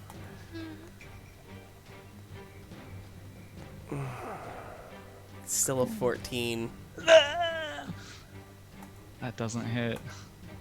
Do you have your thing? Your plus? Nope, it's done. Oh, you Plus don't have it? anything. It's done. All right. Well, it misses. It does miss, but it's covered in paint now, and it looks really cool. Good. Could inspire some future artwork maybe if you survive this. Yeah. I gotta save the good character moment until after I roll next time. But that is that, and then I think with that though, Horatio does just kind of instinctively look towards Ophelia, and without saying anything, I think just a little spark comes or floats around Ophelia, giving my last bardic inspiration to her. Awesome. You done, Justin? I'm done. Prim, you're up. Okay. Big money, big money, big money. Bitch, I ain't doing good tonight. So Prim is going to they draw their blades, and they are like pretty much hyping themselves up to they're about to charge the thing because, well, the magic isn't working. But before they do that, they're gonna give out just a really big just frustrated scream, and all of the illusion is going to fade away, and it is just Prim in their natural appearance, and I am going to try and cast Shatter on it. Awesome. What do we have to do? Within 10 feet of that thing, by the way, because I don't have Careful Spell. What's that? So it's a it's a 10-foot radius centered on the monster, so nobody's like on it or under it, right? I'm not about to kill No, Horatio jumped far enough away. Okay, so it needs to make a Constitution saving throw. That is a 5. Yes. Finally! Uh, and so it is going to take 3d8 thunder damage. Come on. Come Roll on. well, roll well, roll well. Trying! How do you... You did it. Oh, I did! 17. Woo! That's great. Awesome. This thing is looking really beat up right now. It is like trying to stay standing. Can't really move. Well, it could move if it was its turn, but it's like trying to stay standing at the moment. Ophelia, it is, unless you had something else you wanted to do, Prim. I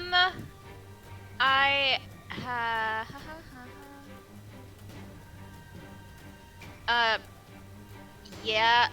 I have one more thing I can do. It's a feat. I don't know if it's an action though. Inspiring leader. What does it say? I can spend 10 minutes inspiring my companions, up to 6 allies, within 30 feet. You guys get 9 temporary. I don't think we have 10 minutes. Is like 60 rounds of combat. That's it, I'm done. No, wait. 6. I don't know. I'll do the math on that later. Yeah. It doesn't matter. Awesome. So yes, it is looking really beat up right now. And Ophelia, it is your turn. Okay, I am going to cast Guiding Bolt one more time. I'm looking around at my companions. I see Prim do her really cool shatter move, and I'm impressed and also a little intimidated. And so I am going to take my last second level spell slot and form like the white energy in her hands coming from her holy symbol. And she's going to say, in the name of Mistra, I shall stop you from... I'm still not very good at this. I'm just going to do it. And I'm going to cast Guiding Bolt. Awesome. Okay, so that was a 19 with a radiant damage of 17 plus 4. The damage was 17 plus 4? Yes. Oh my gosh. So in a blinding light that erupts from your hands, it surrounds this mage hunter that was already looking pretty beat up. And when the light clears, this thing is gone. There is no even trace of it left. You have just obliterated it from the face of existence. And then I float back down to the ground. Ah. Well, that was something. Ooh, wow. Is everybody okay? Pip, are you okay? Yeah, I'm fine. Prim? I'm good. I'm good. Prim, why are you doing that?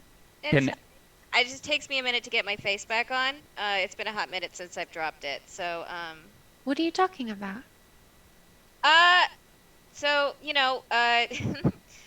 so I'm a changeling, as you know, and it's just sometimes, it can be a little bit alarming to people. So I find it better to keep a face on. So just give me a second. I just need a second.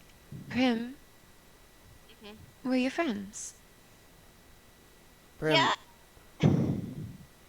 Prim, I don't care what you look like. You know that. No, I'm not your friend because of how you look. Okay, yeah. People say Hey, that. if you're not comfortable with it, Prim, then I won't force you to do anything. That's all right. I'm gonna go look.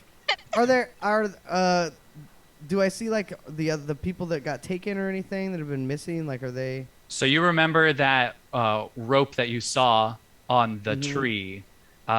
You weren't able to see what was on the other side of the rope earlier because you were on the other side of the tree. All right, then I want to go to the other side of the. Excellent. And on that other side of the rope, you do see Mina Lee, who, if you recall, was in the bar in the very beginning and the one that gave you the bottle in the first place, I believe. She was, yeah. Or they were, yeah. And she says, "Thank you, thank you." Are you all right? Just get these ropes off me. Get these ropes off me. Um.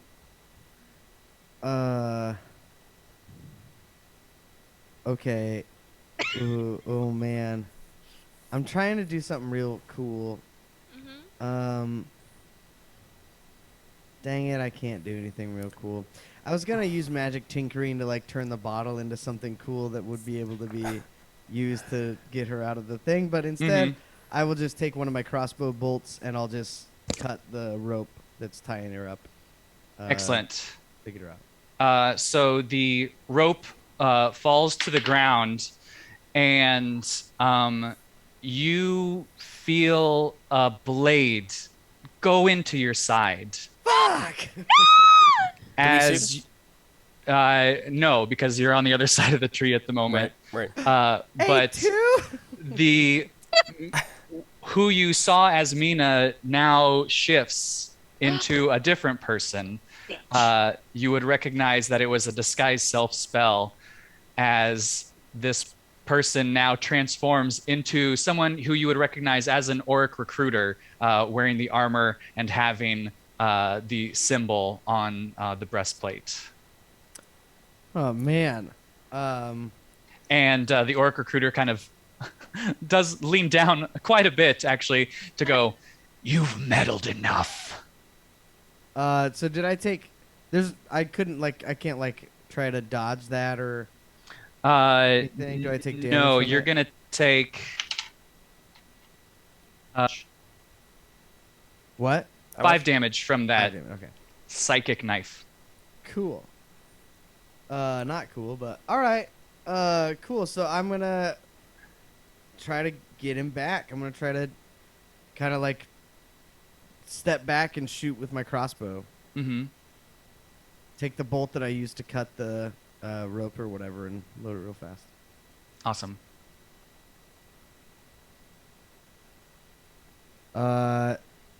22. That's gonna hit. 17 plus 5. Dang. 5 damage. Still good. Do you call out anything? Yeah, I probably go, "Ah!" and then I shoot the thing and say like, "Help!" or whatever, Right. like right after I shoot the crossbow. So Horatio and Ophelia and Prim, you all hear it. Horatio and Ophelia, you're probably close enough to be able to actually get to the other side of the tree. Yeah, what's there? And so we see it. So I'll run. Yeah, I'll run to the other side of the tree then. Awesome. And so you all see Are we still- now this Orc recruiter is standing there, until you start to see now yourself being surrounded by these kind of translucent entities, not really things that you recognize, as they start to kind of pop up, coming out of the ground even, and then just also apparating kind of out of nowhere, until you also hear this booming voice behind you that you would now recall as Augusta, the Dean of Order, as she calls out, "Leave this place!" And with that booming, commanding voice, all of these spirits lift this Auric recruiter and drag it down into the ground with it. And it is not a threat anymore.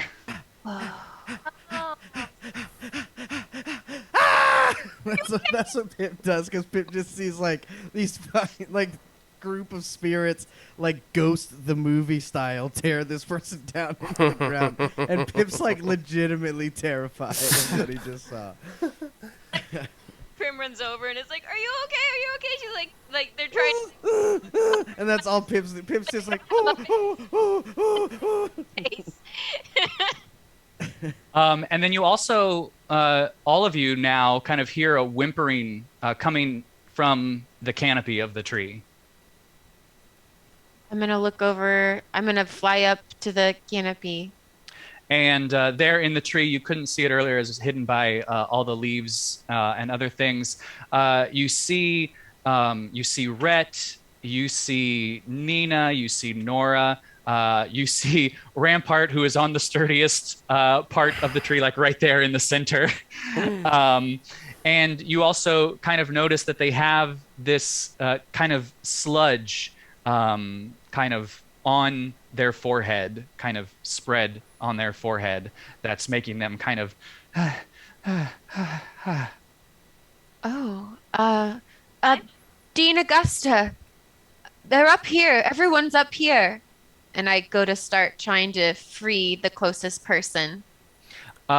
She will toss you a bottle of holy water, actually, that she has on her. Ah, I know what to do with this. My spritz everyone. And as everyone starts to come to, and you help them down, everyone kind of looks to the dean, and the dean says, "I told you specifically to go about your day as if it was normal. And what you decided to do was help your friends in their time of need. And that is what I would hope any student would do on a perfectly normal day. So thank you." You're welcome. I knew the loophole would work out in the end. Thank you, Dean Augusta. We appreciate it. We're happy to help. I'm sorry I called you Oh, but okay. Dean of Rudeness. That was. I did hear that. I'm sorry. I have a lot of bottled up emotions inside, and I don't think I think I probably need like a therapist or something. We do have that service available on campus. It is free to students. It's free. Oh, yes, of course. I highly recommend it. Everything costs money? I mean, attending the university costs money, but we do provide services in exchange for that money. Cool. And then after like some silence, like some awkwardness, Pip walks over to Ophelia and says, "Can I have that bottle that the holy water was in?" And she glances towards Dean Augusta to see if that's okay. And Dean Augusta nods slowly. Yes, here, Detective Squawk. Ah, thank you. So Pip takes that bottle, and then the other two bottles that he has, and then he has a little bit of twine and like some like I don't know, can we say duct tape? We Fancy can. duct tape. Yep.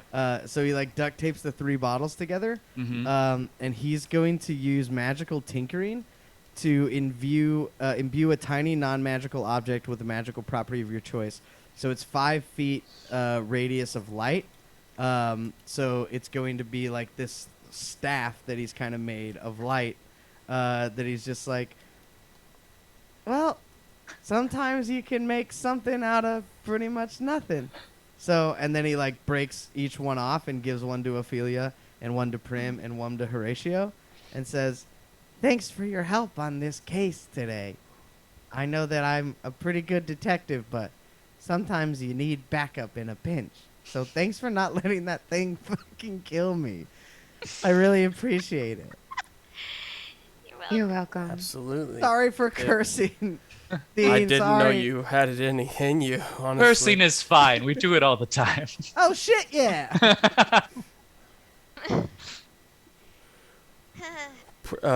Prim, I just wanted to say, I mean, like Pip said, you don't have to look any different than you want to look.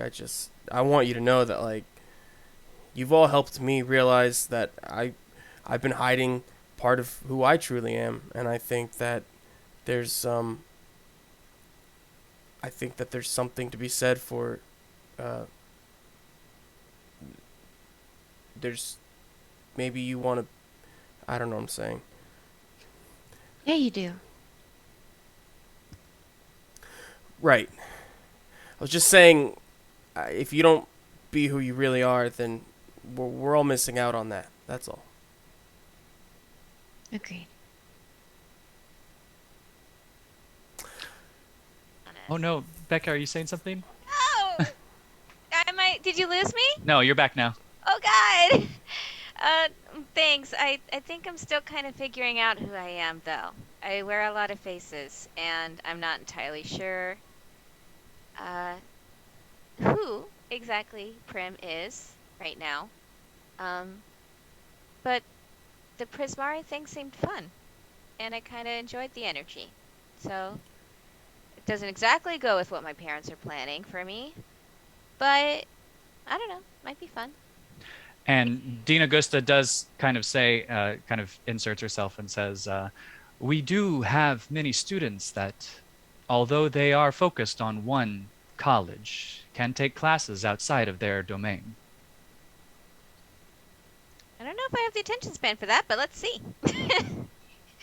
Oh, but so like we helped and everything. So like, is there a reward? Yeah. So Prim was saying we might get free college if we did good. Oh, Did right. she? That would be a big. Or was that you? would be amazing. Yeah. I'm- Can we they get free? Dean, We helped save like multiple people's lives and probably countless more. And so I think that's worth a little something, at least a couple of free semesters. I mean, I'm just happy to do it to help the people, but also I But would he's love like- to not work every waking hour. Also, Dean, quick question: did you suck that person to hell? Is that what you did? Are they dead? Did you, You- kill them? You Because will that learn. seems like a pretty big, like judge, jury, executioner all in one kind of. That sounds like some Auric talk to me. I guess they did stab me. Can you take this knife? Oh, I go to Pip and I cast Cure forgot that I Wounds. forgot I I cast had a Cure knife. Wounds. I just oh, do I take it out? Oh my god! We I forgot take I was there. Oh my gosh! Here, I take it away and I cast Cure Wounds, and you get 10 points of healing back. Oh hell yeah! Tiny, Nice. tiny bird. I can only imagine what that knife was doing to your organs. Oh my god. It was just like the adrenaline was making it so I just didn't feel it anymore. It was just like, oh my god! Uh, Horatio is like super smart and is actually really talented, and he's working so freaking hard to be here. And I think maybe you should cut him a little break. And Pip is also like super smart and like comes up with the weirdest things and has a very odd outlook on life. But you know what? It's a mood, and I can get with it. I'll take that as a compliment. And you know, I don't know if you need help, Ophelia, but she's smart too. She pays attention. She actually listens to what you say. So I think that's worth something in itself. I'm fine. I will say, you four have gone above and beyond anything we could ever expect, especially of a second-year student, and so early on in the academic year as well. And so, for the remainder of this year, we will cover the cost of your schooling, yes. Oh my god. Horatio So that passes you out. can't- Just passes the fuck out. Pip Oh, flies yeah. up in the air and is all like, ah! I put smelling salts under his nose. What happened? But we will keep this between us, yes. That you killed someone and drug him to hell? Yes. And the other thing, Oh, the free stuff that you're giving it for free? Okay, cool, Mhm. cool. Ophelia, now that I don't have to work it anymore, do you want to go to the improv show with me? Is it still going? Oh. It's improv. Well. It never ends.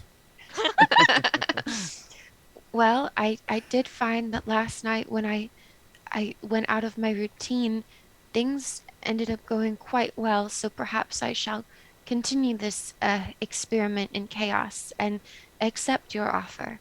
Yes, bitch! Yes. and Dean Augusta says, yes, bitch.